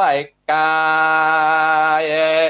โท อยนี้ต่างเจิงดีจุคนปรับสู้กันแต่งปานเสียงเดือกนั้นมีเกิดกองไปทั่วห้องอาจนา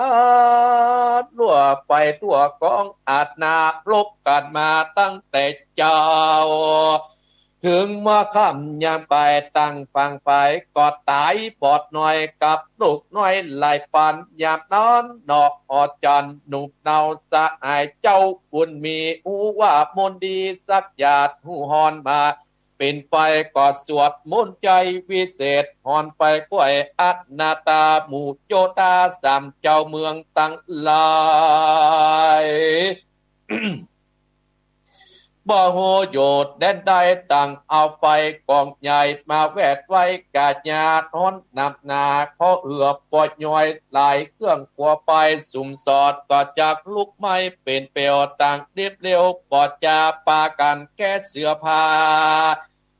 กว้างไปหมู่จังใจมาตั้งหลายก็เล่นซาโซนตั้งลิปนใหญ่กว้างก็ฮอดไม้สะเมื่อกายใจบ่ปันต่อเตาเล่นนี่เตาเป็ดไม้ย้อนกวดไตมวยบางปอดรอดนั่นไป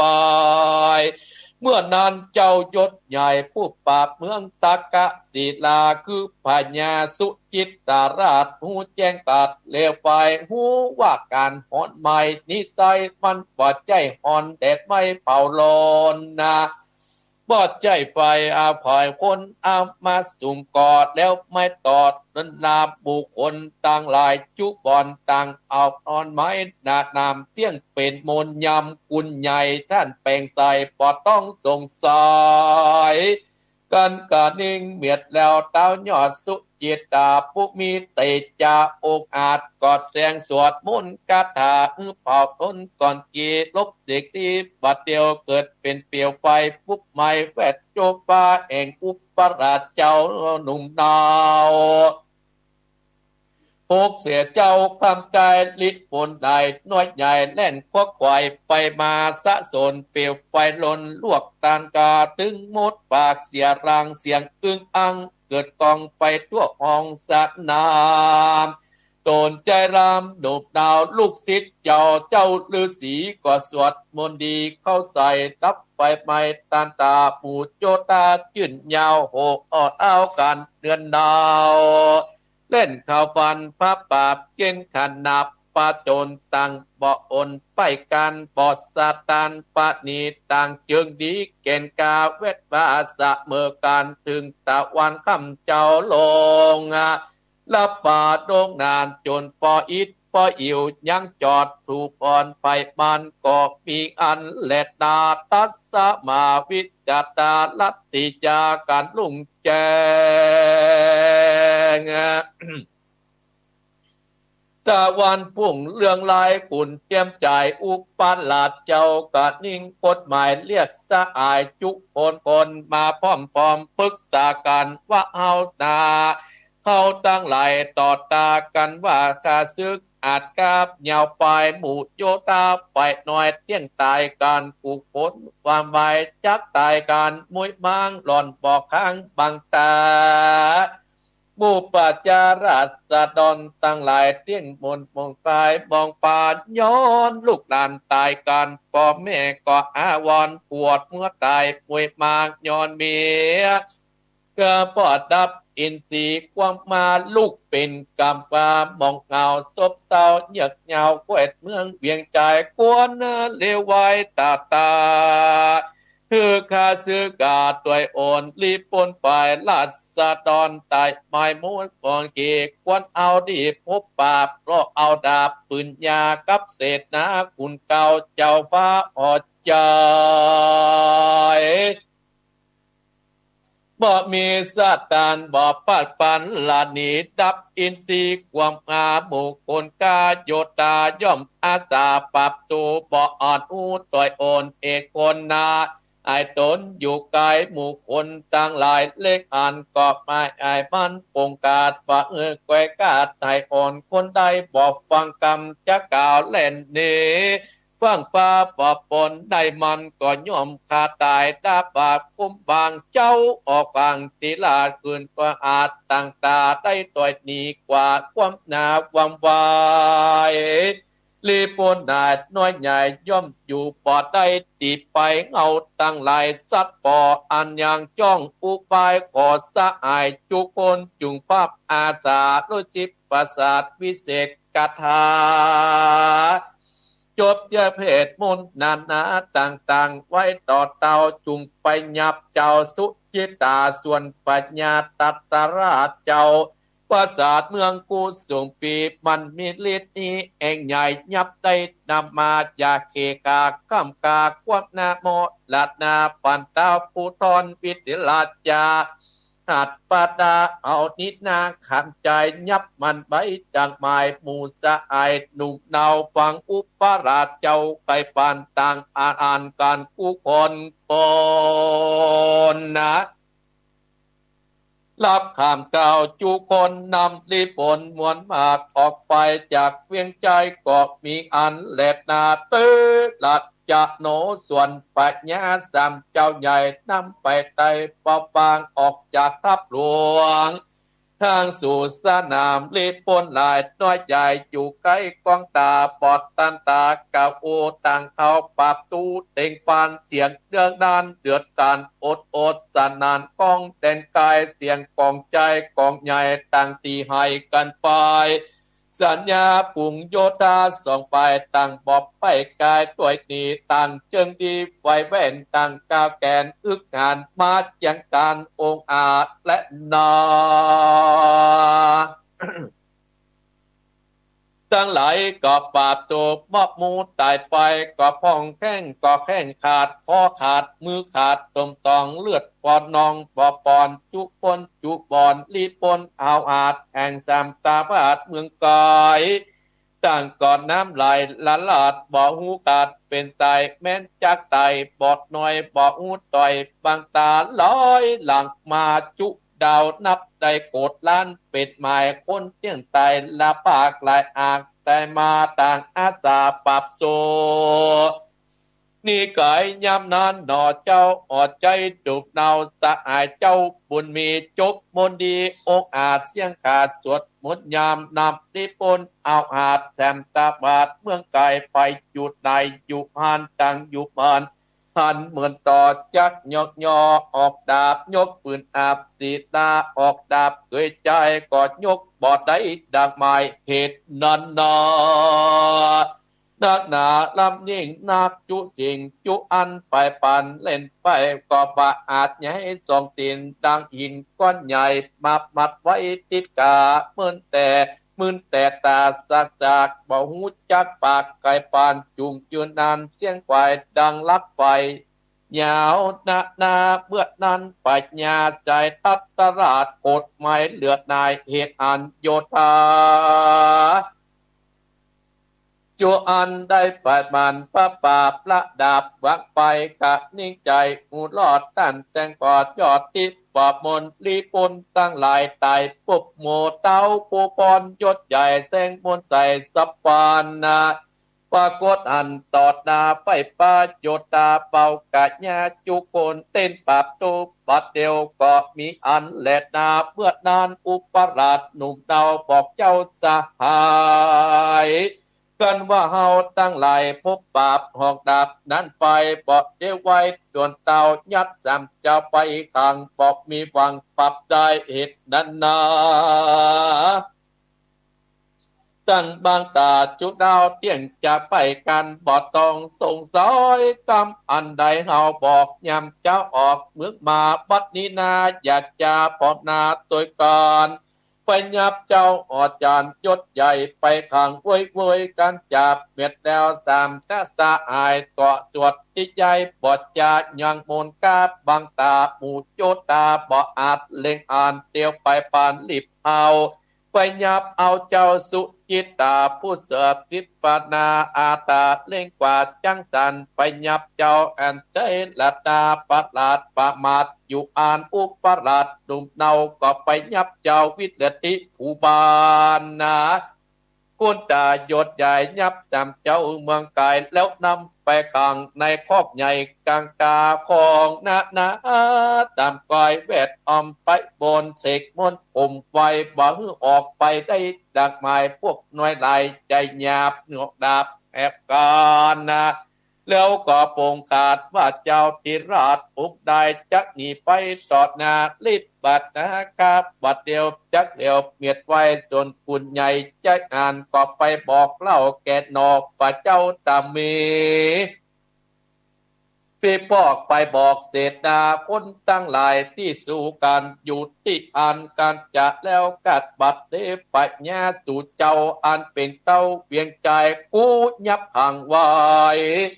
ในพอกใหญ่กลางตาการสู่กุนหน้าไปอ่างฮักเจ้าจังออกกำจุงฟังตามออกตาแล้วก็ปิกบัดเดียวกันบอดเดียวจะกาดตามโอกาสกลับไปเจ้าสู่เจ้าเที่ยงตายกันผู้คนนะด้วยดาบตนกูต่างหมู่หลายแลบอกเว้นแวกคนใดจักไตเพียงแกดบ่หลอดเป็นคนละเมียตนเสียเป่าตกอาไม้อาวรละนาก้อนใหญ่กว้างเปิ้นเมืองห่างเมืองวายการสู่เจ้าตั้งหลายใหญ่น้อยปฏิบัติตามกรรมรีบวงตามออกดาบและกับปรับดาดีปาดนี้ไปโปรดบทเย็นไล่โอดตาดานก็จะปล่อยเจ้าสามเจ้าเมืองปิกไปเมืองปาลาตังโยตาจักไปอยู่นานกันลัทธิกุมารโตนอกอาจเก่าเสียงขาดสุกันนำตีปนเอาอาจแต่งสามเต้ากาดเมืองกาปอกแดนเสียงไกวบ่หอนเจ้าเมืองตนต่างเลวนไหวเวิงสัตว์นันอวดตายจอดปะไอลบปาบของดาบบัดเดียวดิบเดียวต่างหมู่จอดอยู่เต็มตาสะน้ำใจหนุ่มอุปราชก็โอกาสกับไปว่าสู่เจ้าอดใจอยู่ตาอย่าล้ำกาสามวันผู้จักปันจำเจ้าผู้ปรับเจ้าเมืองสู่ออกไปจูดอยู่ดาวที่เก่าไปมันการขายพันเปลี่ยนแล้วอุปราชแก้วใจหานใจหานพูดจานานองค์อาจจบสลัดทิพประมนนำนิพนธ์ตัวหมู่เข้าสู่เวียงใจก็มีอันเล็ดนาเตปัดนาลาจะโนส่วนผ่านสามปัญญาผู้เป็นเอาอาจย้อนป่ามัดดาตาหูกิงกาบเมื่อซอยพอดต้อยไหลโอนตั้นถูกมัดปนใส่ไว้ในครอบใหญ่กลางกาโยตากาญาตืบออกดาบคมสายเวทไว้หลายแหลกึดแผ่เต็มเหมือนปันอัศจรรย์ไหลหลากจุคนมองเงาแม้นจำนั้นจบแผ่จบเป็ดด้วยกาถาตั้งหลายอาจินเกิดหลอดกึดบ่ออดดังไม้ก้าไปปอกาดปัดยำได้ติดจะติดตกต่อยอิดมวยนำนาเจ้าปัตตาวิตติก็โอกาสจากกายอื้อใจลูกเตาเจ้าทาตลาดลาจาดื่มกอดนาเจ้ากอดได้อมแปงกับนางแรงเอกอายิ่งกว่าจังปังป้าสั่งบอกคงไปมางออกจากคอกออกไปเจ้าห่อใจต่อยตอบต้อยตับมีว่าแห่งดีแต่ก่อนแห่งบ่ปอนไออ่อนยกมือตนยังยากบ่อาจจากปานีมนได้ดีเกยจอยนึกบอกได้สุดปลายนึกบอกใหม่ออกจากคอกแล้วหนีออกตามกรรมเจ้าออกข่าวฟิตและลาจาจอยหมายเววาเอิ้นถามสุจิตาแต่เมาวัดดุลาเต่าลูกเคยเฮ้ยฤทธิ์มึงองค์อาจจบตลาดสิบประสาทกตาสันได้จานั่งงมดังผีง่าบ่มหัวใจเป็นสันไดบอบปากหรือได้ออกภาคตายไปละนากรใหญ่กว้างละไปใต้คนใดเลี้ยวไว้จุงออกคอกแดนาแล้วหนีออกปันเจ้าออจันสุจิตาราชก็โอกาสบอกว่าพญาตนป่อขาขึ้นบ่ออกหลายอันด้วย10 ปากมน กุญใหญ่บ่อาจนึกได้ดักใหม่เอาตั้งหลายนี่ใจท่านคุมไว้บ่ต้องสงสัยตัดนิ่งใจขึ้นแล้วยังมนที่เคยใจเดิมมาออกเล็กนาสามตอกจักออกบัดเดียวเชือกเล็กเช่นใหญ่ข้ากอบไปตันตา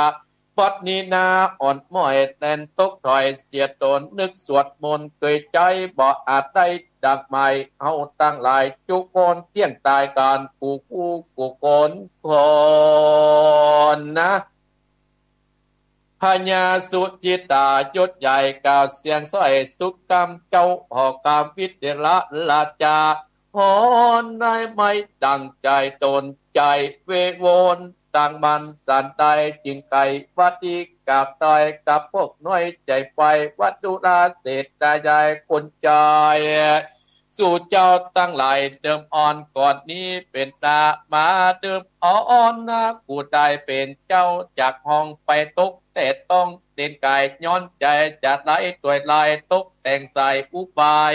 ทุกกูได้เมื่อบางได้ขึ้นมาเป็นพระราหยับจาขึ้นเป็นเจ้าฟ้าแต่งกูหมู่สู่เจ้าน้อยใหญ่เคยแวดไฟใหญ่ๆจะได้หมายคำคา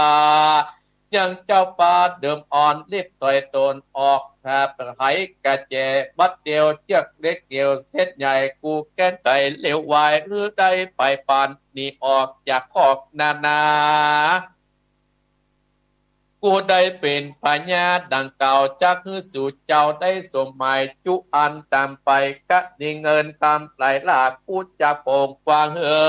เต้ายศใหญ่ใส่ตกปานเป็นรางวัลมักเต้าผู้สู่เจ้าตกปานตัญญาวัติลาจาโอกาสจะไปซึ่งเจ้าโยธาน้อยใจตั้งหลายเอวังโวเตว่าปัญญาวิเตลาจาสุดเสียงกำจาหมู่โยธาคนใจตั้งใดก็ตอบไปว่าสู่จาว่าท่านเจ้าองค์กรรมยศญาติเคยเป็นเต้าเป็นเมืองเราตามที่กรรมปลูกป่าได้กล่าวอ้างมาเจ้าปาดามืดบอดบ่เกิดหลอดหันไปกวางข้ามใจไข่กี่กวางปลาลบดีบุญกุศลช่วยวายจริงได้วางฟ้ายบอกความไว้ตัดแต่ก่อนบอกหูปอนเบาบางมาองค์ปางเมื่อเก่าเจ้าสองป้าสองตีเจ้าบูดีตนพ่อตนใหญ่จังไรนำมาย้ายมาใส่กอกบ่ได้ออกไปไหนบอดนั้นเต้าใดแต่ใส่เตียงใจถึงตายบอกมีใหม่ได้ปีกว้อยหน้าออกเมืองโยตากดลานสัตตานปะนีพ่องกอบปิงอินสีแปลกกวางอาณาได้จ่าจิบอกได้ไขปอดตูข้อเกลียวปานนาจักปันยศใหญ่เงือตังเครื่องใจเงินกำดัดนำบอดน้อยตังขาน้อยยิงใจตูตั้งหลายนิสัยบอกแง่วไปปลาท่านจะมาเผาคอกบอดใจบอกมาตูเป็นคนนาใจต้านย่อมตัวต่ำกำแม้นว่าท่านจำมาคาก็จักคาบัดเดียวจากเดียวฟันฝ่าชีวิตกาดเป็นปีอย่าใครว่าดีเก่าต่อยเป็นการต่อยบอบบางว่ายกยศใหญ่นาตกใส่ไปโลนปืนบุญหนุนทุกคนตอนสุขสามล้านทำเจ้าตลับต่อเต้าวันตายตูบอกใหม่ใครได้เครื่องใจพิษตามเจ้าออกคำพิจารณาวาตากรรมจ่าแองหมู่โยตาพวกน้อยลดตามปล่อยมองจีใจบอดีไหวเวิงไหวเวิงกึดสอดดันไปมาบอกใครจากกาอูดนั่งงมอยู่บอดใดก็มีอันและนาเดเตต้องกิจาอันวันนาสังเวเศษจะห้องเหตุเบาน้อยกินกวานผูกตวน12กอบบางปมสมเลสเดชเอาละสตาญาติโยมบรรดาพ่ออุ้ยแม่อุ้ยพ่อออกแม่ออกพี่น้องคณะสตาญาติโยมตีห้ากึ่งแล้วเนอะสตาญาติโยมเนาะตีห้ากึ่งและสถาญาติโยมก่อนที่จะสรุปเนื้อธรรมนี่ก็จะได้ขอบคุณเจ้าของสถานีเสียก่อนเนาะ ฮับตั้งแต่ตี 5 ถึง 7 โมงนะก็อนุโมทนาเจ้าของสถานีวิทยุบ้านทุ่งเรดิโอ 89.50 อำเภอสันปะตองจังหวัดเชียงใหม่และอนุโมทนากับสถานีวิทยุขึ้นธรรมะของชุมชนวัดห้วยตองซัก 98.75 อำเภอจอมตองจังหวัดเชียงใหม่และสถานีวิทยุเวียงป่าเป้าเรดิโอ 90.00 อำเภอเวียงป่าเป้าจังหวัดเชียงรายและสถานีวิทยุคณะสงฆ์อำเภอฝาง FM 100.25 อำเภอฝางจังหวัดเชียงใหม่และสถานีวิทยุมนต์เสียงธรรมวัดบุพารามอำเภอแม่แจ่ม FM 106.25 และสถานีวิทยุชุมชนคนเมืองลี้อำเภอลี้จังหวัดลำพูน FM 103.75 และสถานีวิทยุมนต์เสียงธรรมวัดจันทร์ FM 103.50 อำเภอกันรยานิวัฒน์จังหวัดเชียงใหม่และสถานีวิทยุชุมชนคนนาน้อยอำเภอนาน้อยจังหวัดน่าน FM 91.50 และสถานีวิทยุสีคำเรดิโออำเภอเวียงสาจังหวัดน่าน FM 92.50 และสถานีวิทยุเสียงสายเรดิโออำเภอต้าวังผางจังหวัดน่าน FM 100.75 และสถานีวิทยุชุมชนคนเหนือเขื่อนอำเภอฮอด FM 90.75 อำเภอฮอดจังหวัดเชียงใหม่และสถานีวิทยุน่านฟ้าเรดิโอ FM 101.75 ตำบลป่าแดดอำเภอเมืองจังหวัดเชียงใหม่สถานีวิทยุชุมชนคนต้นน้ำ FM 104.50 บ้านปุ่งน้ำฮ้อนตำบลแม่เจดีย์เวียงป่าเป้าและสถานีวิทยุดินแดนถิ่นล้านนา FM 103.50 ตำบลน้ำบ่อหลวงอำเภอสันปะตองจังหวัดเชียงใหม่และสถานีวิทยุล้านนาเรดิโออำเภอสมปับจังหวัดลำปาง FM 95.75 และสถานีวิทยุขึ้นพระพุทธศาสนาการศึกษาวัฒนธรรมวัดไผ่หินอำเภอเมืองจังหวัดเชียงใหม่ FM 104.50 สถานีวิทยุเพื่อการศึกษาพัฒนาอาชีพ FM 103 อำเภอเมืองจังหวัดลำปางและสถานีวิทยุวิทยาเทคโนโลยีการจัดการกพ.แม่เมาะจังหวัดลำปาง FM 99.50 โดยคุณอนุพงษ์ตาจินะขอขอบพระคุณอนุโมทนาสาธุโดยเนอสลับธรรมเบาน้อยกินขวานผูกท่วน12ตั้นตั้งหลายโอ้3เมืองเจ้าเมืองตักเจ้าเมืองสิคีรีนครเจ้าเมืองโกสุมพีเจ้าเมืองตักกะศิลาตั้นตั้งหลายโดยเมืองโกสุมพีนะสถามีพญาสุจิตตานี่โอ้พญาสุจิตตานี่เป็นผู้ที่ฮู้เวทมนต์คาถาเนื้อสตาญาติโยมโอ้ฮู้เวทมนต์คาถาส่วนลูกของพญาเจ้าเมืองคีรีนครนั่นน่ะโอ้เป็นคนที่มีกำลังหมื่นจางสาร3เมืองเนี่ยตั้งหลายยกทัพมาตีเมืองอิทธปนครโดยมี6สหายก็หมายมีลัทธิกุมารและ6สหายเป็นเพื่อนกันโดยมีพญาเจ้าเมืองชื่อว่าบ่าวน้อยกินขวานอยู่ที่หั่นหมู่เขาทั้งหลายสามัคคะสามัคคีกันตั้งหลายโดยบ่าวน้อยกินขวานนั้นเป็นพี่ใหญ่ของเจ้าลัทธิกุมารที่บ่าวน้อยกินขวานนั้นเป็นลูกพญาเจ้าเมืองลูกผู้เศรษฐีที่มาโตยเอากานี่ที่เมืองอิทธปนครคือเจ้าลัทธิกุมารเนี่ยสถาญาติโยมพญาลัทธิน่ะที่เป็นเจ้าเมืองคีรีนครเก่านั่นน่ะคีรีนครใหม่นะมาโตยเอากานี่หานว่าเขาตั้งหลายแกล้งเปิ้นไปเซาะกวางเข้ามาสุดท้ายเปิ้นขี่กวางความไปตกอยู่เมืองคีรีนครเปิ้นได้เป็นพญาเจ้าเมืองถึงนี้งูว่าเจ้าบ่าวน้อยกินกว่าเนี่ยเป็นพญาเจ้าเมืองเกิดความแค้นก็ห้อง2เมืองนั้นมาช่วยกัน3เมืองมาตีเมืองเดียวตั้งหลายสู้กันต่างคนก็มีดีเนี่ยมีเจิงมีลายเนี่ยส่วนพญา3เมืองคีรีนครเมืองโกสุมพีเมืองตากีราศิลาก็มีเจ้าสุกิตตาเนี่ยฮู้เวทมนต์คาถาหมดสู้กันตั้งหลายโอ้วันค่ำส่วนเจ้าลัทธิกุมารสหายอุปราชราชานั่นน่ะของพญาเจ้าเมืองบ่าวน้อยกินกว่านั่นน่ะก็รับอาสาไปก็พกสหายสู้กันตั้งหลายโอ้เป็นต่อเป็นแตนเป็นสปะสปันสู้กันจนนี้นะจนค่ำจนมืดจนปิกไปเมืองไปพักพระเจ้ากับมาแหมสู้กับแหมโอ้ตั้งหลายก็ เจ้ารัตติกุมารอุปราชราชาของเจ้าบ่าวน้อยกินฝันนะก็มาบอกว่าโอ้ยหมู่เฮาทั้งหลายถ้าสู้กันแบบนี้นะบ้านเมืองก็จะล่มจะจูมปฏิทิกนึกประเดี๋ยวนี้นะเฮาต้องเสกมูลปิ่นคาถานะเฮาต้องบังตัวเฮาจะไปยับเจ้าเมืองกินนครส่วนเจ้าจึงนะไปยับเจ้าสุจิตตากับเมืองกุสิเปถ้าเฮายับเขาได้นะ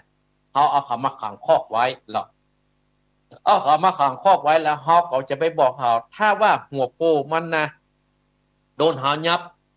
ลูกน้องต้องไปก็ต้องจะปิกบ้านปิกเมืองแน่นอนเนี่ยตกลงกันตั้งทั้งหลายอู้วางแผนการแต่งแจ้งเจ้ากับไปสู้กับให้เหมาะสตาญาติโยมโอ้เสกเป็นตอกเป็นแตนเสกเป็นโป้ตรกเป็นเจิงเป็นลายสู้กันเลือดฮะเลือดห้ามโดเหมือนเฮาหอนเนาะ เหมือนเฮาหอนแต่ทำเป็นไหวเนี่ยสถาญาติโยมสู้กันฟันคอกันป้องกระตีนขาดมือขาดเลือดฮะเลือดห้ามเต็มสนามหั่นต่างคนก็บอกแปรประการต่างคนก็มีดีเนี่ยสตาญาติโยมสุดท้ายสตาญาติโยมอีพ่ออีแม่หกสหายนะกับเป่าเสกเป็นไฟอ่ะเพื่อหมู่พญาเจ้าเมืองที่สามเมืองนะฮ้อนเหมือนกับปุ่นเอาไฟมาลมเอาไฟมาเผาเขาตั้งหลายแก้เสื้อแก้ผ้าโดดกันมาอันยังจ้างอยู่เพราะบ่ได้ตั้งแต่แต่เจ้าสุจิตตาเนี่ยโอ้นี่มันไม่ได้ไฟธรรมดาแล้วเนี่ยหูตอนหมอเช็คเป็นอันโฟนให้เหมาะสตาญาติโยมเช็คเป็นไฟอันที่เขาเสที่พญาเจ้าเมืองหกสหายนั่นน่ะพญาเจ้าเมืองลูกน้องของอิจปานครพญาเจ้าเมืองบ่าวน้อยกิ่งขวานนั่นน่ะที่เสกปาน่ะไฟตุกเก่านั้นมาม้อยเจ้าเพ่หมอโอ้ตั้งหลายกันเดือดร้อนกันตั้งหลายอีพ่ออีแม่เจ้ารัตติกุมารอุปราชราชาก็เลยเสกเป็นมนต์คาถาครึ่งเป็นลูกศิษย์ของปู่สิติกับลูกศิษย์ของเจ้าฤาษีพ่อฤาษีเสกมนต์เป็นน้ำกับไฟดับทันทีเลยกับมานัดหมายว่าโอ้ประเด็นนี้เขาต้องบังตัวเขาเสกเขาแห่ตัวไปยับเอาสามเจ้าเมืองนี่มาเนี่ยอีพ่ออีแม่ตกลงกันเรียบร้อยสามหกสหายกับเจ้ารัตติอุปราชนั่นน่ะปากันไปยับพญาเจ้าเมืองคีรีนครเมืองตักเมืองโกสุมพีเมืองตักกะศิลาด้วยการหายตัวไปตั้งไปยับมา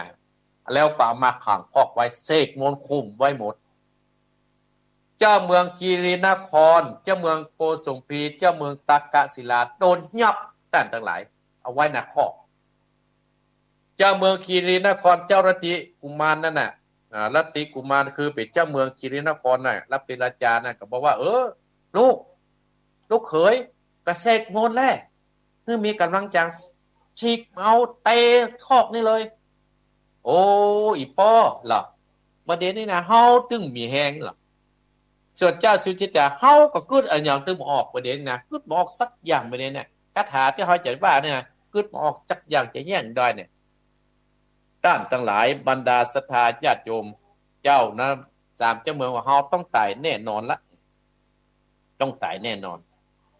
เจ้าเมืองคีรีนครก็ได้ใจอุบายก็เอ้ยมานี่ก่อนทหารหูก็ว่าเฮาเนี่ยเคยเป็นเจ้าเมืองที่นี่นะเนี่ยถ้าหมู่ต้านทั้งหลายเอากระแจมาเปิดหมู่ตู่เขาทั้งสามคนนี่นะจะยกบ้านยกเมืองยกทรัพย์สมมติยกสร้อยยกมหาสมบัติฮื้อนะเขาเคยเป็นพญาเจ้าเมืองนี่นะแต่ใจเนี่ยที่มันมาเนี่ยเป็นใจที่เป็นใจคนที่ถอยแล้วมายึดเอาบ้านเอาเมืองโอ้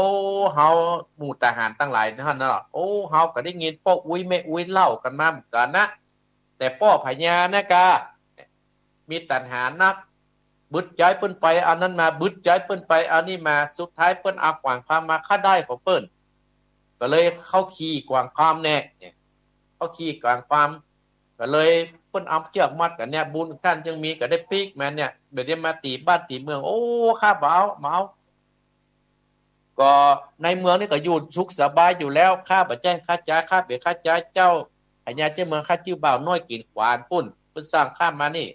เพิ่นสั่งฆ่าก็ต้องฆ่าเพิ่นสั่งฆ่าฟันฆ่าต้องฟันต้านถึง3คนต้องตายแน่ๆถ้าเพิ่นสั่งมาโอดโอ้หมู่3เจ้าเมืองนั่งงมโกงูอะไรกันต้านทั้งหลายนั่งงมหัวโกงูแล้วโอ้บ่ฮู้ว่าจะเนี่ยได้เฮาต้องตายแน่นอนเนี่ยก็อย่างใดศรัทธาญาติโยมเมื่อ เจ้าลัทธิกุมารอุปราชของเจ้าพญาเจ้าเมืองได้รับแล้วสถาญาติโยมได้รับได้ยับหมู่นี้ไว้แล้วก็ไปรายงานให้เจ้าบ่าวน้อยกิ่งขวานเจ้าบ่าวน้อยกิ่งหันก็มาบอกก็เลยไปบอกคือกับหมู่ลูกเสนาอามาตย์หมู่ที่เขาสู้กันบอกประเด็นนี้นะหัวหน้าท่านทั้งหลายนะข้ายับได้เลยเนอะปิกบ้านปิกเมืองเหียจะไปตายน้าลูกน้าเมียโบกต่างๆเนี่ยแถม3 วันเขาจะปล่อยพญาเจ้าเมือง3 เมืองนะปิกไปฮื้อคนตั้งหลายหูว่าลูกพี่มามีห้านและตั้นตั้งหลายปิกไปพอโอ้ลูกพี่เขาหายหมดแล้วเนี่ยมามีนี่แต่แล้วเนี่ยตั้นตั้งหลายก็ปากันถอยทับไปอีพ่ออีแม่พี่น้องคณะสตาญาติโยมถอยทับไปอีพ่ออีแม่บรรดาสถาญาติโยมพญาเจ้าเมืองตักกะศิลาพญาเจ้าเมืองโกสัมพีพญาเจ้าเมืองคีรีนครนั่นจะตายหรือว่าปัดตายอาตมาภาพก็สามารถที่จะบอกบรรดาสถาญาติโยมได้เพราะทำเรื่องนี้จบตัดที่นี่อีพ่ออีแม่เจ้าเมืองบ่าวน้อยเจ้าเมืองอิตรปัตนครอุปราชราชา6 สหายจะเงียบอย่างใดเจ้าเมือง3เจ้าเมืองนี้อาตมาภาพก็สามารถตอบได้ก็เจิญบรรดาอีพ่ออีแม่บรรดาพ่ออุ้ยแม่อุ้ยที่ฟังอาตมาภาพติดหน้าฟังว่าเจ้าเมืองตากะศิลาเจ้าเมืองโกสุมพีเจ้าเมืองคีรีนครเนี่ยจะได้ปิกบ้านปิกเมืองก่อนั่นไว้ฟังต่อเนาะไว้ฟังผูกพ่วน13ต่อไปวันอาทิตย์หน้าเด้อตี 4เป็นต้นไปเจิญเนี่ยพี่น้องตามลำปางก็เอิ้นบอกนะโอ้วันติดนี่นะตุเจ้าเต็ดบ่าวน้อยกิ่งควานตุเจ้าวัดหลวงเฮงจะมากับป้ากันฟังกับครูมหาอาตมาภาพเนอะอันนี้ก็อนุโมทนากับท่านเจ้าภาพเนาะโอ้ยังได้บอกเบอร์แม่แล้วฮะ082 885725โทรมากับฮับเนาะสถานญาติโยมเหลือ10 นาทีนี่เด้อ10 นาทีด้วยนะแล้ววันศีลจะลงวันศีลอยู่เอาสายแรกเจริญปอนไว้จ้าครับท่านอ๋อพ่อบุญธรรมครับลืมเมียของป้องปุงน้องเนี้ยเนาะบ่ลืมยังบ่ลืมเจ้อปุ้งน้องได้พูดถึงนี่เนาะบ่ลืมกำลังโทรมาก็ได้จะได้อู้ถึงแล้วกะพี่ตื่นหรือยังเป็นกำลังใจวันกุฏิเนอะยินดีเนี่ยพ่อบุญธรรมพี่ตื่นหรือยังพี่ตื่นหรือยังวันนี้ไหนอยู่บ้านเนี่ยบ่ลูกเจ้อเนาะรับเนาะครับลูกเจ้อแม่ลูกหรือยังแม่มีลูกแล้วครับยินดีนะแม่เด้อเนี่ยครับบุญรักษาเด้อบุญรักษาสายต่อสายต่อไปเจริญพรนะปอนเด้อไว้สาครับเจริญพรสายต่อไปเจริญพรไว้ขาเจ้าอยู่ที่ไหนนักหนองเจ้าไม่นิดเนาะปุ่งหนองมาแหงหั่นปุ่งหนองมาแหงกดไว้ท่ากดไว้ท่ายินดีเด้อยินดีแม่เด้อบุญรักษาแม่เด้อแต่กำลังม่วนประตึงม่วนไปกุฏิแล้วพอจะเป็นกระไรเนาะได้กับ3เจ้าเมืองจัดตายปัดตายหมดหูเด้อถ้าไม่ตายถ้าจะมาตายก็เนาะกับบาทนะพระเอกจะฆ่าบ่ฆ่าหูแน่เนาะยินดีนะแม่เด้อเป็นกำลังใจสายต่อไปเจริญพรแม่พรแม่ก็แม่พรสันกำแพงฟังจะเจ้ามาฟังธรรมก่อนรับกะเนี่ยมารับกะไผ่โดนยับตอบพญาเจ้ามือ3 คนเก่งนะเด็กหญิงพรนี่เก่งยินดีนะแม่พรเด้อบุญรักษายายพรเนี่ยตอบเก่งเฮ้ยเจริญพรอีกเจริญพร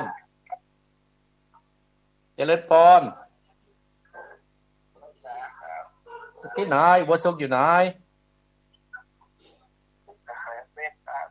กำแพงเพชรอยู่ที่ไหนก็ว่าไม่วัวซุกว่าไม่ โอ้ไปฟังอย่างใดเนี่ยไปดังอย่างใดเนี่ยฟังในนี้ก็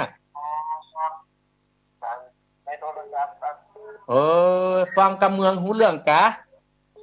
ของลานผมเรื่องข่าวผมรับบาตรไอ้ผมอยู่กับแฟนติดเมืองแล้วครับ อ๋ออาตมากับปอยตะพูดเจือนะตะพูดน่ะผ่านฮะน่ะกำแพงหกของลานป้อหยังป้อชื่ออะไร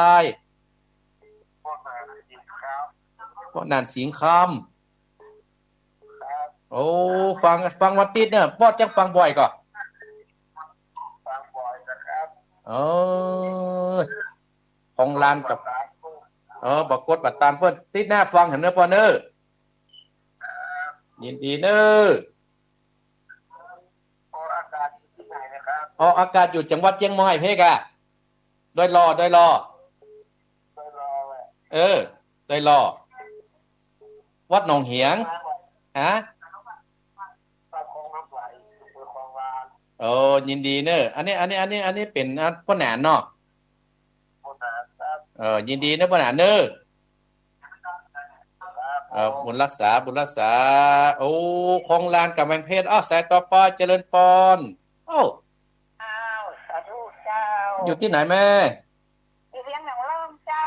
เวียงหนองแม่ยางแม่น้อง แม่นอมโอ้นึกว่าอยู่พวกคลองลานเปล่าแม่ อยู่เวียงหนองเริ่มเจ้าเวียงหนองร่องเจ้าเก่ายินดีเนอะแม่เนอะถ้าได้กระถาอันเราอันน้อยกินหวานไปได้ยินดีนะแม่เนอะหายตัวไปเลยเนาะปิ้งเลยเนาะเจ้ายินดีเนอะเจริญปอนแม่น้อมเนอะเจริญปอนอ้อสอนเจริญปอนเจ้าเต๊กได้เต๊กแล้วนะอาจารย์อยู่ที่สวัสดีแม่หยังแม่แดงแม่แดแม่แดงว่าจะได้แม่แดงแม่หัวฝ่ายแม่แวงเจ้าแม่แดงหัวฝายสวัสดีเจ้าเต๊กหรือว่าสายแรกอะเจ้าโอ้ว่าโยมเพิ่นถึงเจ้าคลองลานเพิ่นนะสวัสดีเลยแหละเรามาโทรมาตีเหรอเจ้ายินดีแม่เนอะเจ้าบุญรักษาวันคือ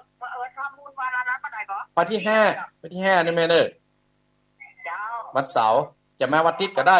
เนอะวันเสาร์แม่นี่เหรอเจ้าบ่ใช่ผู้กาเดือนพฤศจิกาผู้กาอ๋อพฤศจิกายนเหรอเจ้าบอกให้สุพิษเด้อเจ้าจะชวนมันเนอะยินดีเนอะเจ้าเจริญปอนสายต่อไปอาจารย์สายสุดท้ายเนอะเดี๋ยวอย่าลงละเจริญปอน เจ้าแม่หยัง การจนาเจ้าแม่กันตนาเจ้าอยู่ลำปางเจ้าสุขุยเจ้าโอ้ลบสุบตุ๋ยแม่กำลังโทรมาหาแต่มาครับครั้งนี้ค่ะเนี่ยเจ้าโอ้วันนี้คนฟังหลายเราเนี่ยยินดีแม่เนอะฟังแล้วเป็นจะได้แม่เจ้าจะถามว่าแทนเหตุการณ์ที่ต้องใช้กำไรนะเจ้าใช้กำแต่เขาก็ได้จากว่าแฟนคนอื่นนะเจ้าเขาต้องแพ้ให้ตกเก่าก่อนนะแม่เนอะเจ้าใช้กำไรของก็อาหารสุกิโตโหมิเนี่ยอันเริ่มต้นแต่หันรายการแล้วก็สเพสตานะกะบทตัวนั้นน่ะแต่พ่อแม่จะได้หมดได้หมดอ่ะอันเดียวกันนี่แหละต้องแพ้โหนั่นได้หมดอ่ะต้องเอาแพ้ตกเก่าแล้วก็ไปแพ้ให้คนอื่นสุดท้ายน่ะเจ้าเนาะเจ้าผมเข้าใจเนาะเจ้าไว้ใจเจ้าเจริญปอนสายต่อไปเอาสายสุดท้ายเนอะเจริญปอนพ่อหยัง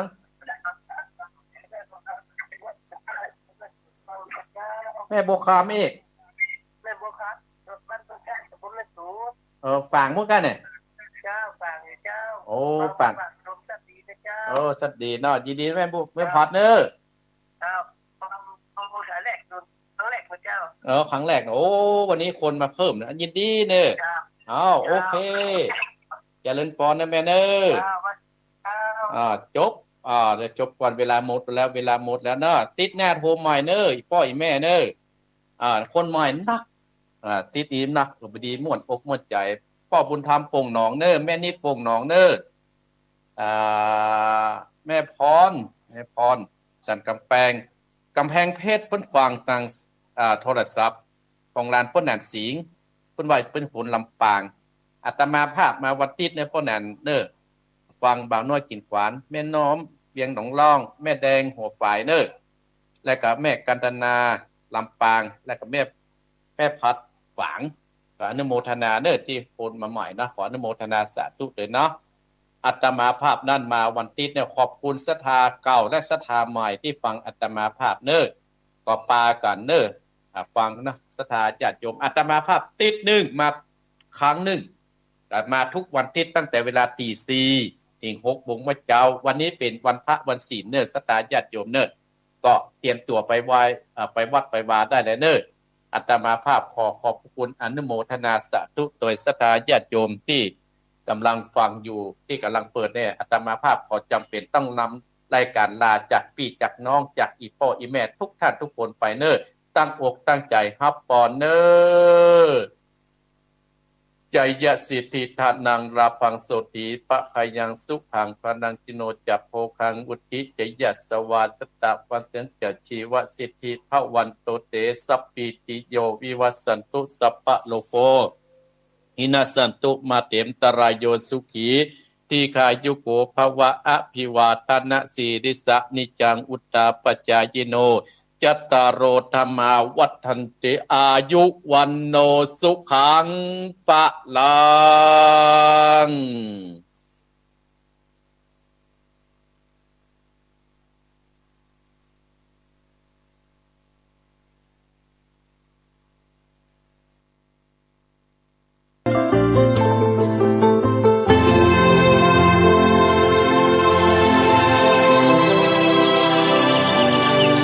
วันนี้เป็นวันพระ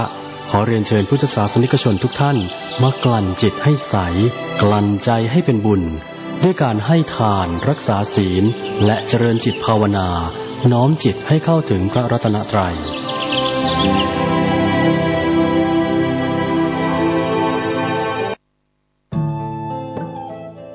ท่านกำลังติดตามรับฟังสถานีวิทยุกระจายเสียงพระพุทธศาสนาแห่งชาติและสังคมคลื่นเพื่อการ